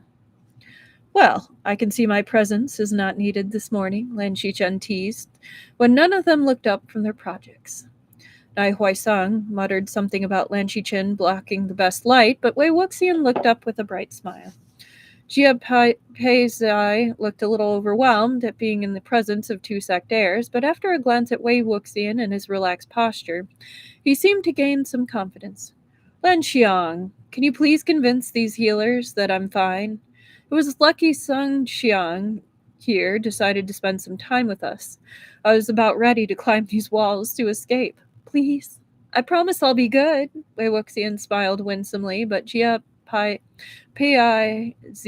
was shaking his head. Da Shixian, you're just too reckless, he laughed, then turned an interesting shade of red when he remembered who Nai Huaisong and Lan Xichen were again, and realized he sassed his sect's head disciple in front of two sectaires. Wei Wuxian reached around Nai Huaisong to shove at his Shidi gently. That is some thanks I get for saving your hide. Next time I should just let the Yao eat you, huh? Wei Wuxian scolded, earning a raised eyebrow from Lan Xichen. That sort of teasing must be normal in the Jiang sect. Ji Pai Zi immediately relaxed, so it was clearly an expected response and not something born out of anger. Sorry, Das Xixian. It will definitely happen again, Das Xixian. Wei Paizi called back, which was evidently the expected response from how Wei Wuxian grinned. They've been like this all morning, Nai Huaisang complained. I've told the healers they should be looking for head injuries. The two Jiang disciples grinned wider, as if this was something to be proud of. I think they're just happy to have survived their trials. If I may, the Lan have healing songs as part of our musical cultivation. I would be happy to play for you both to ease your recovery. Wei Wuxian managed a passable bow from where he was sitting. Jia Pai Zi's attempt was much more shaky and ended almost before it began, but both of them seemed very pleased. We would be honored, Lan Xichen. Such care! We could not ask for better, Wei Wuxian declared, with his Shidi nodding along firmly. They spent a very peaceful afternoon like that, while Jia Pai Zi soon decided the nap would be the best of his interest. Nai Huaisang and Wei Wuxian happily kept painting, encouraging each other's efforts in quiet voices. While Wei Wuxian was, at least in Lan Xichen's eyes, officially part of their Dagua group, he was very glad to see his friend also making friends with Nai Huaisang. He had tried so hard to get Wanji to befriend the younger Nai brother, but their attitudes were just too disparate.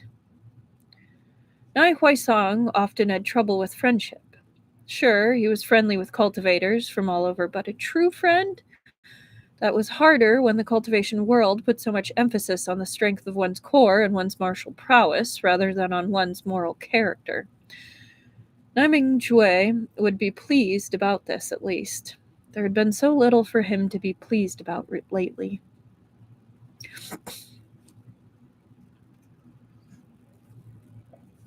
A week later, and while Jia Pai Zi was still healing, Wei Wuxian had officially been released from the healer's care.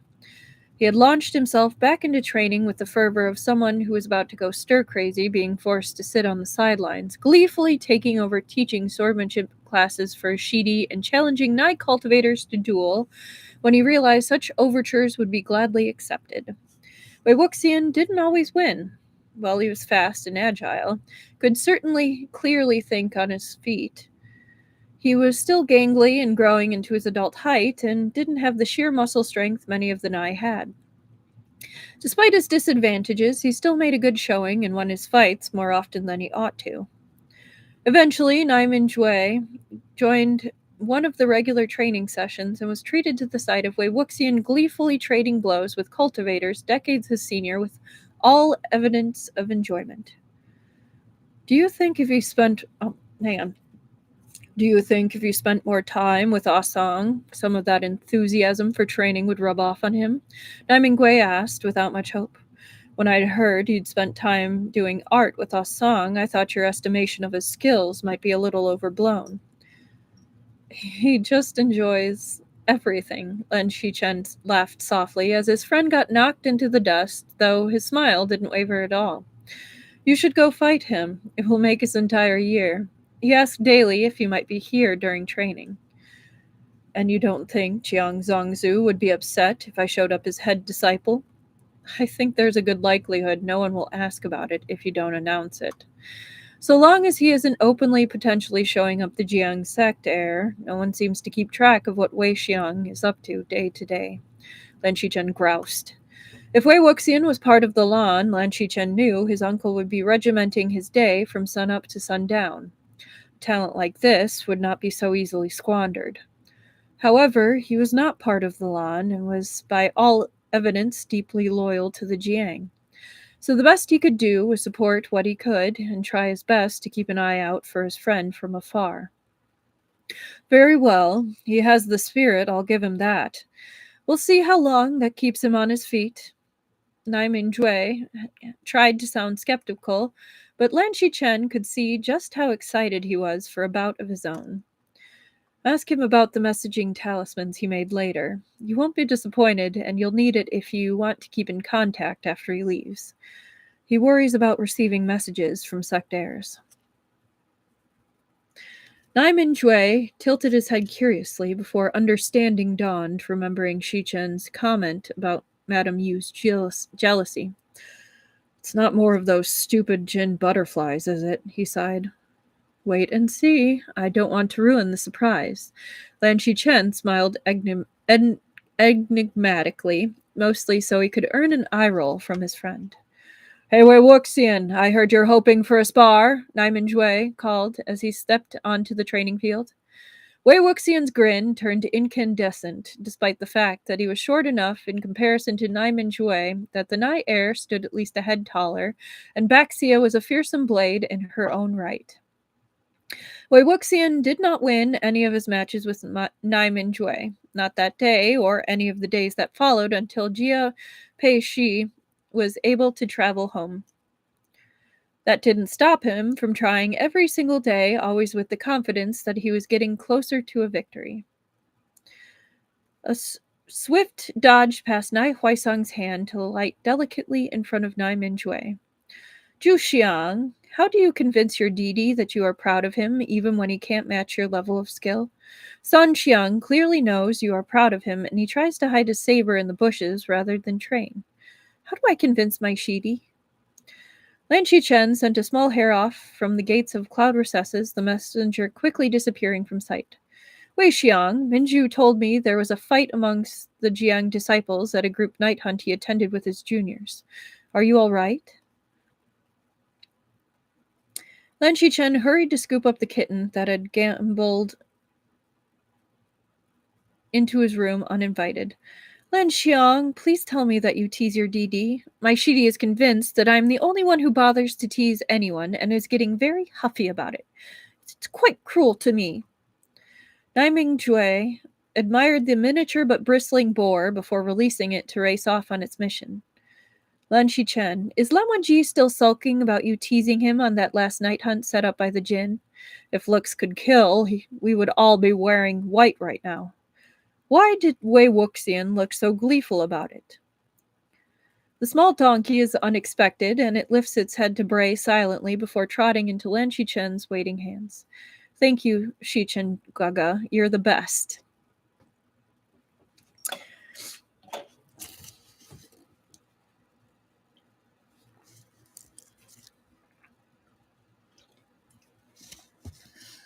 All right, I'm going to blow my nose real quick, and then we'll start chapter 5.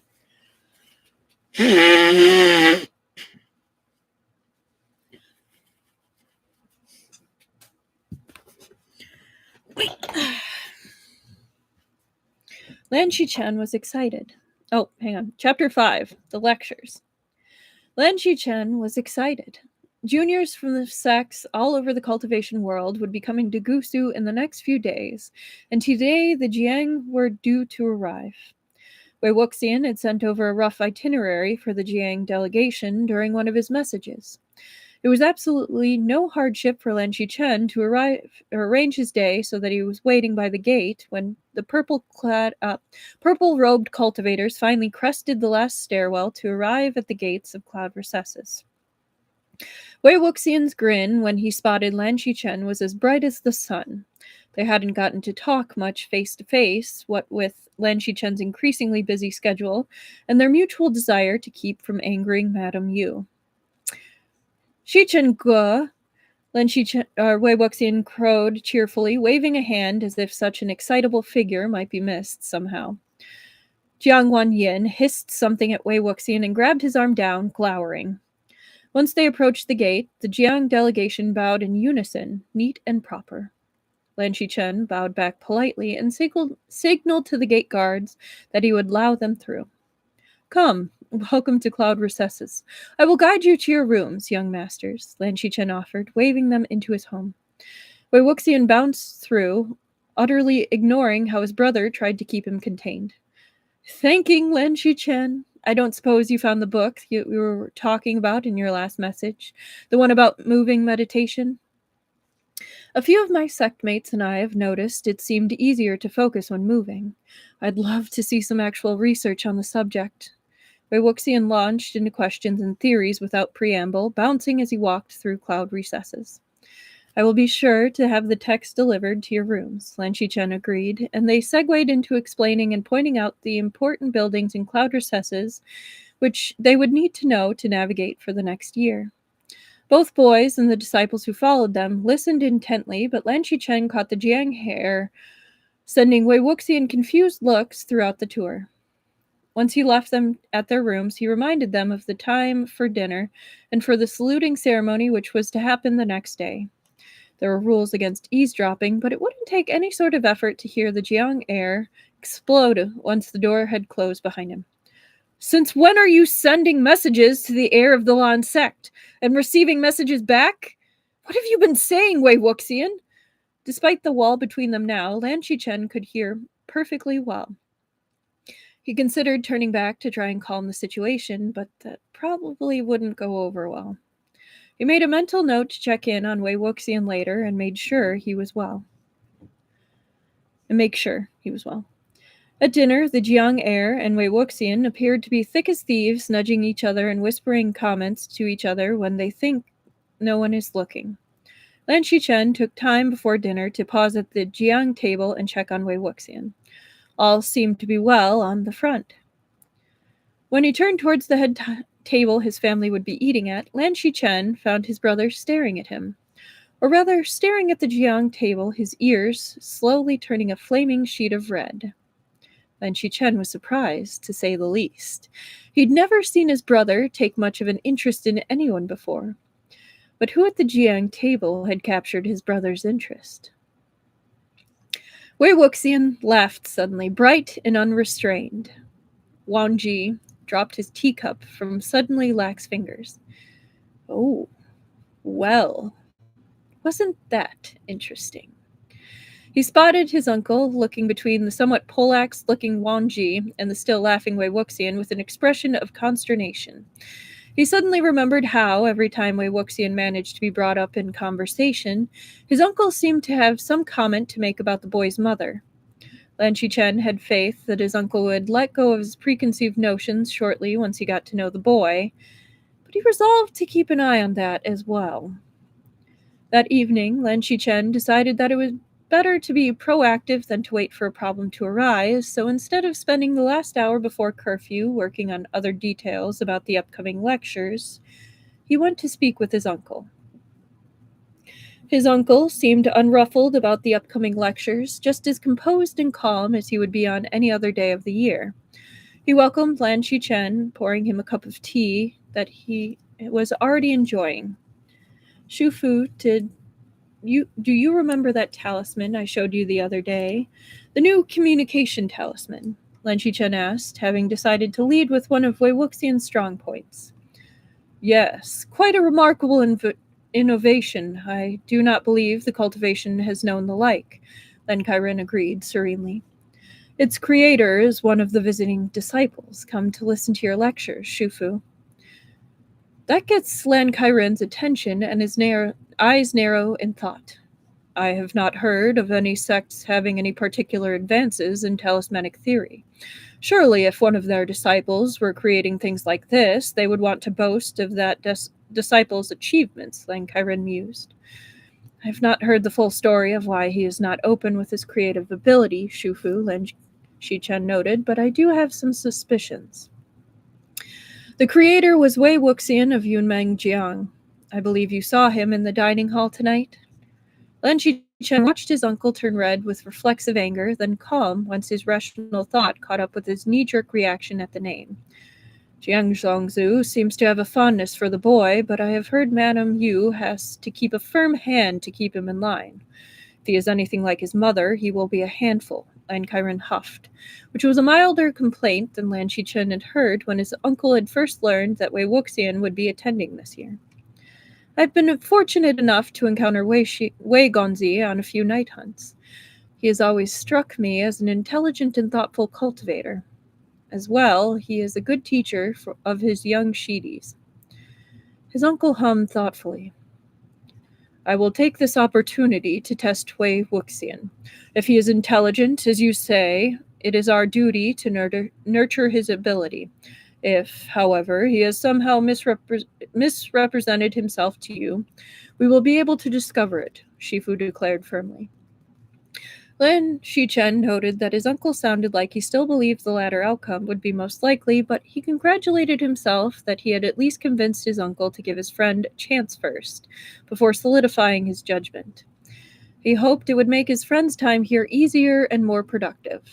If it happened to also help his younger brother have a better chance to explore his overt crush, well, all the better. Lan Xichen looked forward to seeing that relationship blossom.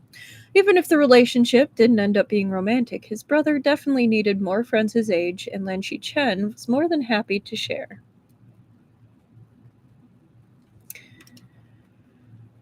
Okay.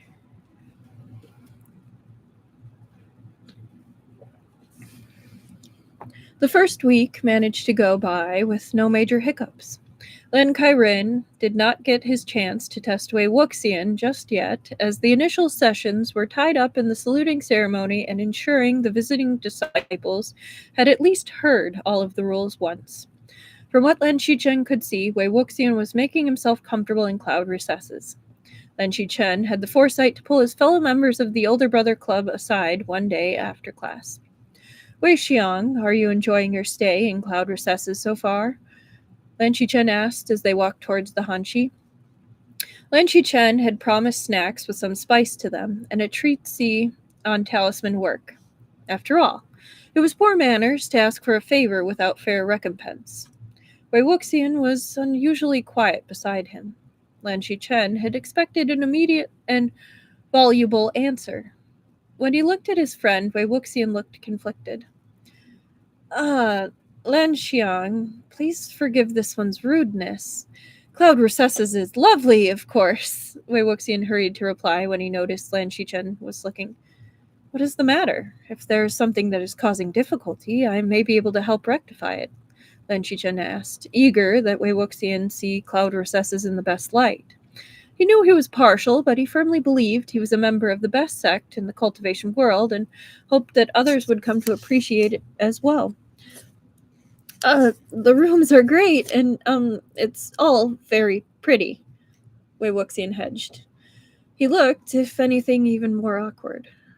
Wei Wuxian, I promise I will not be offended, whatever it is. I want you to enjoy your time here. I have very much looked forward to you joining this year's group of disciples. Wei Wuxian sighed and scrubbed his nose, his shoulders drooping. I'm very thankful to be chosen for this learning opportunity, and Lan Xichen is a renowned teacher by whom I am unworthy to be instructed. Wei Wuxian began, evidently deciding to take Lan Xichen at his word. But do the lectures get more interesting anytime soon?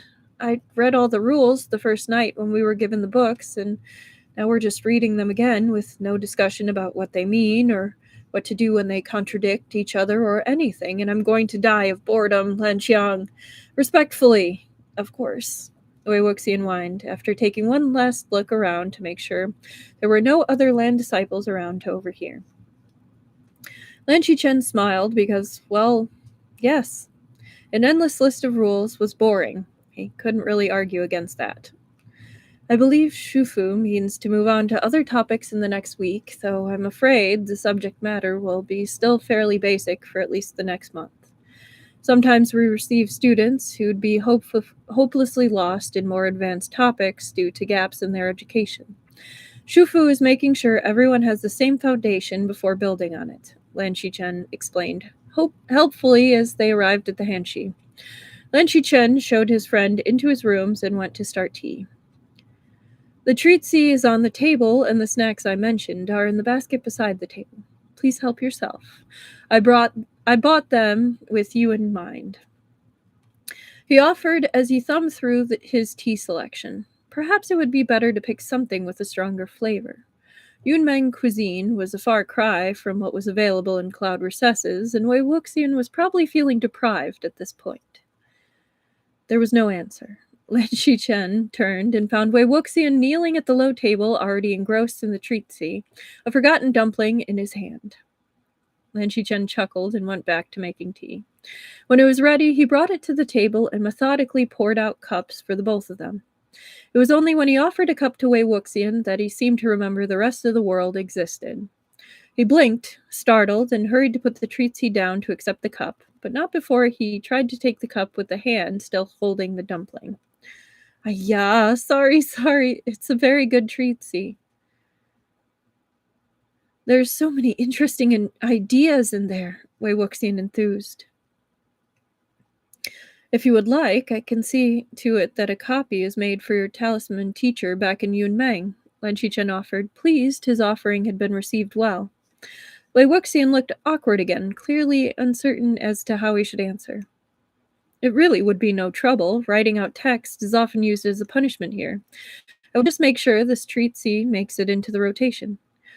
No, that's not it, but that's good to know. Wei Wuxian scrambled to find his verbal feet and went to buy himself more time by stuffing the remainder of the dumpling in his mouth. Lan Xichen was officially puzzled. It had been some time since Wei Wuxian was this hesitant around him. You see, I don't have a talisman teacher, Wei Wuxian admitted, attempting to be offhand about it. It was true that once Wei Wuxian told him that Yumen Jiang didn't put a strong emphasis on talismans, and that was certainly a common aspect amongst the sects, and hardly a detail to note, but Wei Wuxian had become incredibly skilled at the art over the last couple of years, and the communication talisman was something entirely new. He had just assumed that the Jiang had brought on an instructor when they saw Wei Wuxian's talent. You've been teaching yourself? Lan Xichen asked, doing his level best to not sound horrified. It sounded like an excellent way to blow yourself up. Well, yes, I mean, that's how cultivators must have learned it in the first place. It's not impossible, just difficult. Wei Wuxian argued. Something of Lan Xichen's shock must have slipped past his control. No, please do not misunderstand me. The work of yours that I've seen is amazing. You should be proud of it. Surely your sect leader would want to encourage this skill to bring prestige to the sect? Lan Xichen asked, confused. Something like regret flashed across Wei Wuxian's face. Oh no, I am specifically not encouraged to work on talisman projects in Lotus Pier. I may have scorched one of the docks once. Thankfully, there was lots of water around to put the fire out. Wei Wuxian laughed. And if Lan Xichen hadn't known Wei Wuxian for years, he might have missed how the laughter was a bit hollow. Well, I did promise I would make the Library of Gusulan available for your use. There are many texts about talismans there that you might not have read yet, Lan Xichen noted, and smiled at Wei Wuxian's gleeful grin. But while I have you here, I wondered, Wei Xiang, if I might give you a suggestion. Wei Wuxian tilted his head like a curious puppy. A suggestion, Lan Xiang? What about? My Shufu, I have told him about how you designed the communication talisman we have been using, and he was very impressed by that.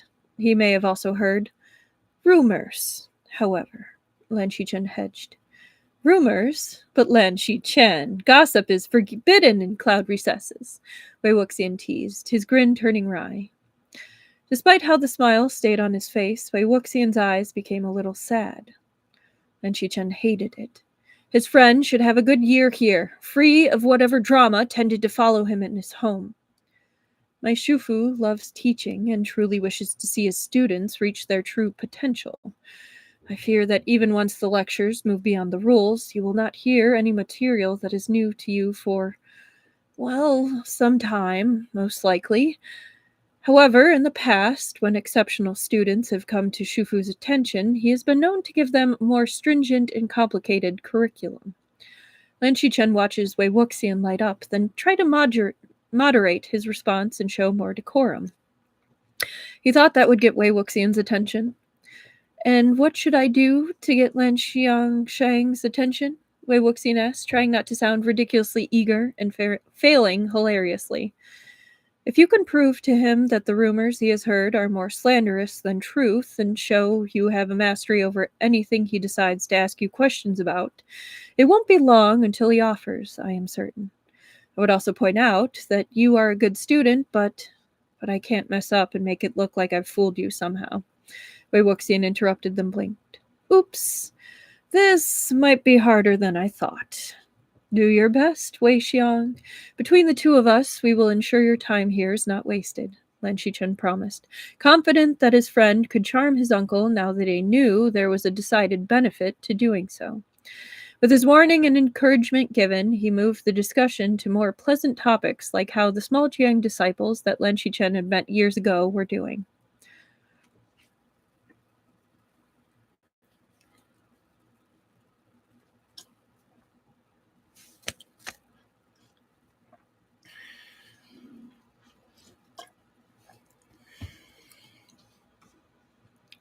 When Lan Xichen next saw his Shufu for their twice weekly morning meetings, the older man looked perturbed, even more than he usually did during a lecture year. Still, Lan Xichen knew the routine. He sat and waited with quiet patience as his uncle brewed and poured the tea, waited until they both had their first sips and appreciated them appropriately, waited until his uncle finally seemed settled enough to talk. Have you been coaching that boy? Lan Xichen asked, and Lan Xichen blinked. The question was nearly petulant. His uncle was as close to sulking as Lan Xichen had ever seen him.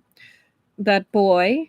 Lan Xichen echoed, partially because he had suspicions he wanted to be sure, partially because he believed his friend deserved a more proper form of address. Wei Wuxian. I have been testing him on the new material, but his answers are perfect every time. Every time, Lan Xichen huffed, his eyes narrowing with suspicion. I did tell Wei Xiang that I suspected the usual lecture topics would already be material he knew, and that if he could prove that to you, you might give him more difficult coursework instead. Lan Xichen admitted, because surely there was no harm in that. It was hardly a secret. Almost every year that they held lectures here in Cloud Recesses, at least one student earned the chance to take on more difficult work. The offer wasn't always accepted, but it was always given. And nothing else, Lan Xichen pressed. I let him borrow a treatise on talismans I had acquired. He has a special interest in their construction. You remember the communication talisman he created? Evidently, his skills in that field are mostly self-taught. Lan Xichen would not say he was much of a hunter in the traditional sense, but he knew how to bait a trap well enough. Self-taught, Lan Xichen echoed, somewhat aghast. He seems most eager to explore the library, Shufu. Lan Xichen was very ruthlessly kept any trace of smug satisfaction away from his face as Shufu's expression became more thoughtful, if a bit resigned. Lan Xichen waited patiently for Shufu to sort through his feelings on this development. If I give him a more advanced curriculum, will he take it seriously? Shufu finally asked, and Lan Xichen had to squash a grin of victory. His first question when I mentioned this might be a possibility was how to earn a chance. I believe he would be thrilled with change, Shufu, Lan Xichen instead confirmed serenely. Very well. Since he is your friend, I will allow you to convey to him his new schedule. I will have it sent over by this afternoon. At least with him out of the general class, you won't be able to cause disruption, Lan Xichen huffed. But Lan Xichen could see there was no heat to it. Shufu, Wang Ji is also usually in some of the advanced classes, is he not? Lan Xichen asked, attempting to embody the soul of innocence. From the glower his Shufu gave him, he did not succeed this time. No, Wang Ji is going to stay where he is. It is high time he learned to interact with many peers his age, not just one. They'll have plenty of time to interact in arms training, Lan Xichen refused with an air of finality. Lan Xichen mentally apologized to his brother. At least later, he could say with all honesty that he had tried.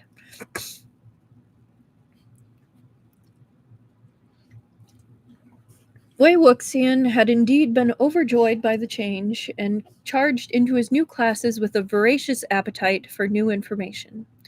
Within days, his air of fretful, unused energy that was like the smell of ozone before a lightning strike ebbed away, and Wei Wuxian more closely resembled the calm, focused boy that Lan Xichen remembered from their initial meeting. If anything, it was his usual friends and peers that seemed irritated now. He caught Nai Huaisang complaining more than once that Wei Wuxian wasn't fun anymore, and he spotted Jiang Wanyin giving his Shixian dark looks when Wei Wuxian left the larger group of guest disciples to go to the more difficult classes. That couldn't be helped, he supposed. He tried to make up for any harassment Wei Wuxian's peers might be giving him by making sure he checked in with his friend regularly. While Wei Xiang seemed to be encouraged by the support, that caused a new problem of its own. Wang Ji appeared to be jealous. Lan Xichen tried to get his Didi to come visit with them or to go on trips outside of cloud recesses with them, but he always glowered and stormed away, his retreat doing nothing to hide his red ears and flustered demeanor. Wang Ji had become more curt and general with him.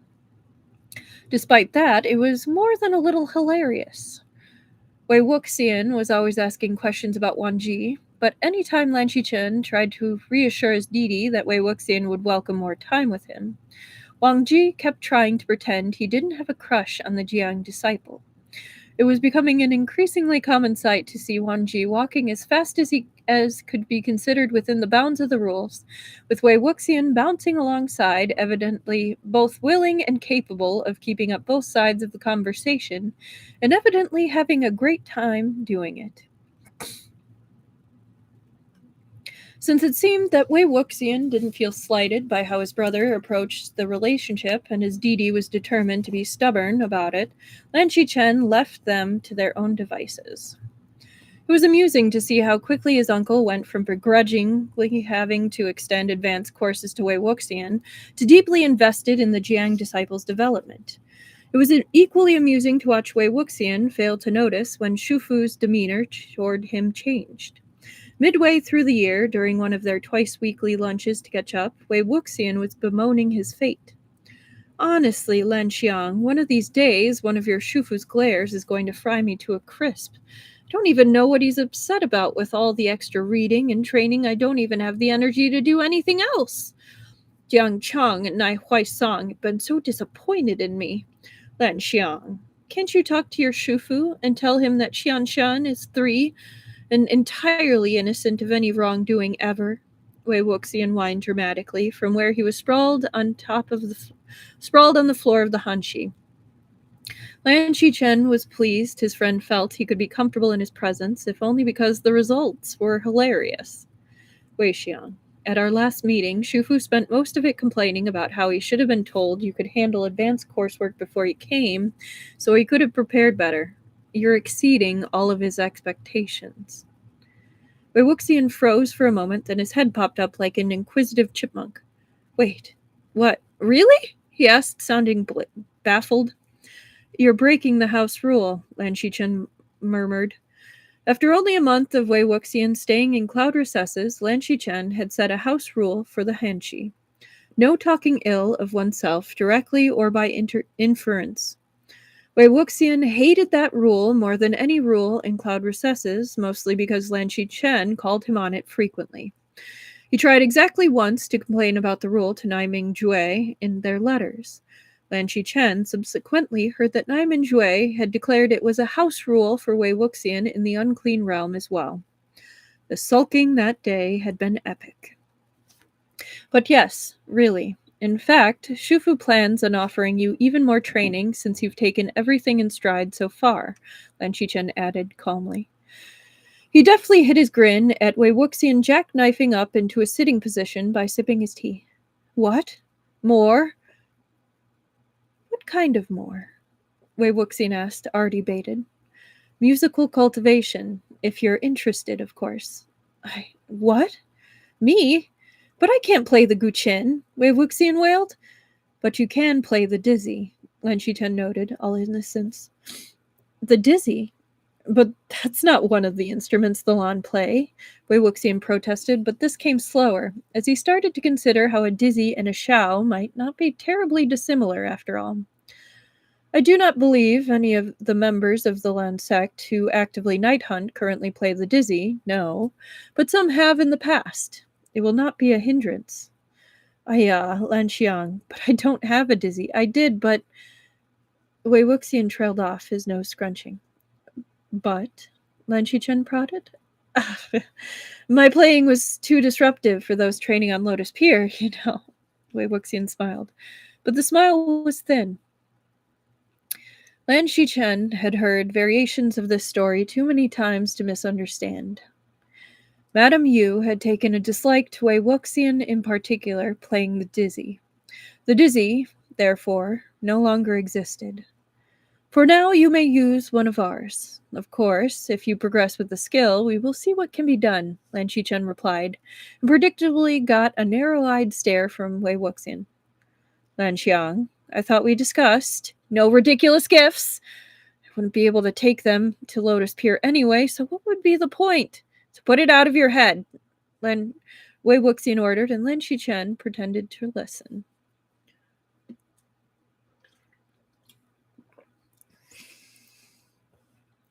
Lan Xichen was gratified to see that once Wei Wuxian's intellect was well and truly challenged, he settled well into life in cloud recesses.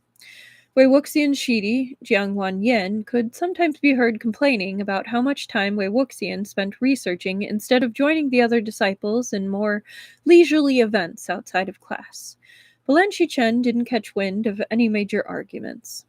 He knew by now not to trust Wei Wuxian's assessment of his relationship with anyone in the Jiang clan. The boy was just too permissive by half. Wei Wuxian was also fiercely loyal and protective of the Jiang clan, so perhaps it wasn't a massive surprise when Lan Xichen was nearly ambushed by his friend a few months into his stay in Cloud Recesses, a sharp and somewhat menacing grin on his face.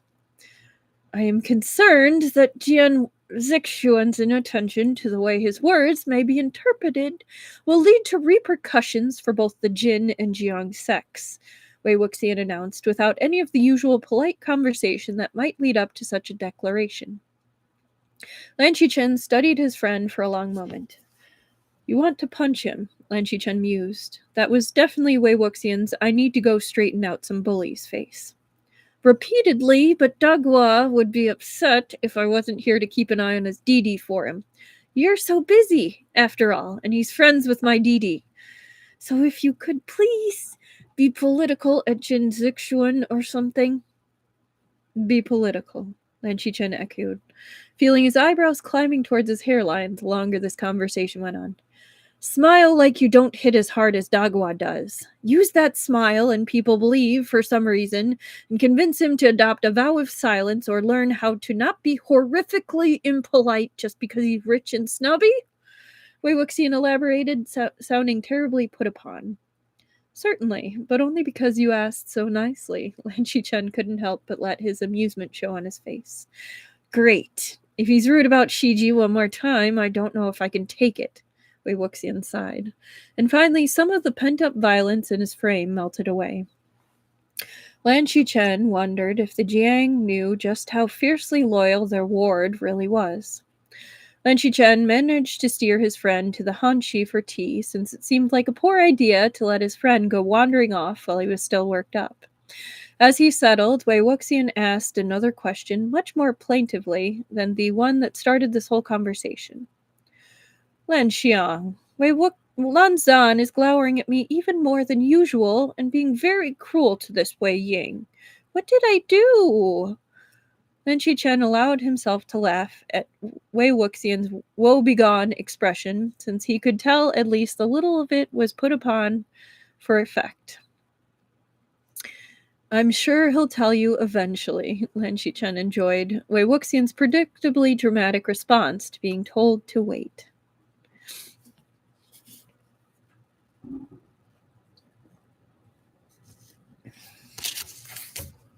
While Lan Xichen knew this year lasted just as long and just as short as any other year, it seemed to fly by now that one of his close friends was living within the Cloud Recesses, and the other visited regularly to check up on his Didi. Wei Wuxian seemed comfortable in Cloud Recesses, much to Lan Xichen's satisfaction. Despite frequent prompting, he couldn't quite convince Lan Wangji to actually open up to Wei Wuxian about his obvious crush, but over time, they seemed to at least become friends. Lan Xichen also noticed that his friend seemed to be more confident after a year in cloud recesses. He no longer seemed unsure of his welcome, or worried that expressing an opinion would result in punishment. Sometimes it was evident that Jiang Wanyin was confused by this new attitude in his Shixian. Lan Xichen had never been so actively disappointed when the junior lectures came to an end. Wei Wuxian, looking almost unfamiliar in his dark robes, stood with Jiang Wanyin and the small group of other Jiang juniors as they waited for Jiang Zongzu to collect them. Lan Xichen waited with them, as was Lan Wangji. Lan Xichen probably hadn't hidden how hilarious he'd found Wangji's coincidental arrival at the gates nearly as well as he ought to have to keep his Didi from sulking later, but it really was just too funny. Jiang Zongzu arrived while Wei Wuxian and Lan Wangji were debating the efficacy of a warding system they had both been studying as one of their last projects. I'm telling you, Lanzan, it wouldn't even need a ward breaker. You'd just need, I don't know, a bunch of wind talismans, not even good ones. I bet I can do it. Do you think we have time? He was arguing, cheerfully, leaning into Lan Wangji's space. Jiang Wanyin was watching his Shixian with a pinched expression. The Jiang heir found his Shixian's antics around Lan Wangji immensely embarrassing because it was gross, but hadn't really been protesting beyond that. Lan Xichen thought it was adorable. Jiang Zongzu, as he walked into the courtyard, looked worried. Wei Ying, he called, breaking into the conversation. Wei Wuxian turned, grinned, and bowed. The other Jiang disciples followed suit sharply. Wei Wuxian had been bemoaning for the last few weeks that he was going to have a horrible time being the Jiang head disciple again once lectures were over, now that many of the juniors had seen him as a fellow student for a whole year. Clearly, Wei Wuxian's worries had been just as absurd as Lan Xichen had thought they were. Greetings, Jiang Zongzu, he chirped happily, which prompted a slightly ragged chorus from the rest of the disciples. Jiang Zongzu seemed to relax a little at that, but the slight furrow to his brow didn't really relax until Wei Wuxian started going about the business of organizing the Jiang disciples for immediate departure. Thank you for putting up with my head disciple so graciously for the entire year. I hope he was not overly taxing for Lan Kairin. Jiang Zongzu smiled, the same friendly, bland smile he always had during cultivation conferences. Lan Xichen tried not to let his confusion show on his face. He saw, from the corner of his eye, that Wangji did not manage to avoid looking somewhat murderous about this mild slander of Wei Wuxian's character. All of your disciples were a pleasure to host for the year, Jiang Zongzu, including Wei Wuxian. If you ever wish to take time for additional study here, you would be most welcome. Lan Xichen replied mildly, smiling his blandest smile right into the discomforted expression on Jiang Zongzu's face. He had no personal complaint against the other man, other than the very important fact that it took months for Wei Wuxian to fully relax and accept that he was welcome in cloud recesses. Lan Xichen felt that was enough of a problem to earn a little grumpiness on his part. Lan Wangji took this moment to pull Wei Wuxian aside and ask him if they could exchange letters after he was gone. Wei Wuxian's delighted acceptance was loud and clearly heard throughout the courtyard. Jiang Zongzu only looked more uncomfortable. Lan Xichen didn't rescue him. And then he and all of his sect mates were gone. Wangji looked forlorn, staring out through the gate as if he could somehow see through the forest and track Wei Wuxian's progress all the way back to Lotus Pier. Lan Xichen distinctly wished that he'd somehow managed to keep up the practice of hugging his Didi. They'd stopped doing so somewhere along the way, and in this moment he missed it. I'm sure he will be careful, Wangji. Wei Wuxian has been managing his position in Lotus Pier for years, and now returns to them with more skills and knowledge to use for the good of the Jiang sect. He will be a treasure for them, Lan Xichen assured his brother. Wangji only looked a little mollified, but he nodded shortly and turned to head back up the stairs to the main compound. Lan Xichen sighed. life certainly was going to be less colorful without his friend around. Okay, so that is the end of part 1 of Frame the Halves and Call Them Brothers. So you're going to have to tune in tomorrow for part 2.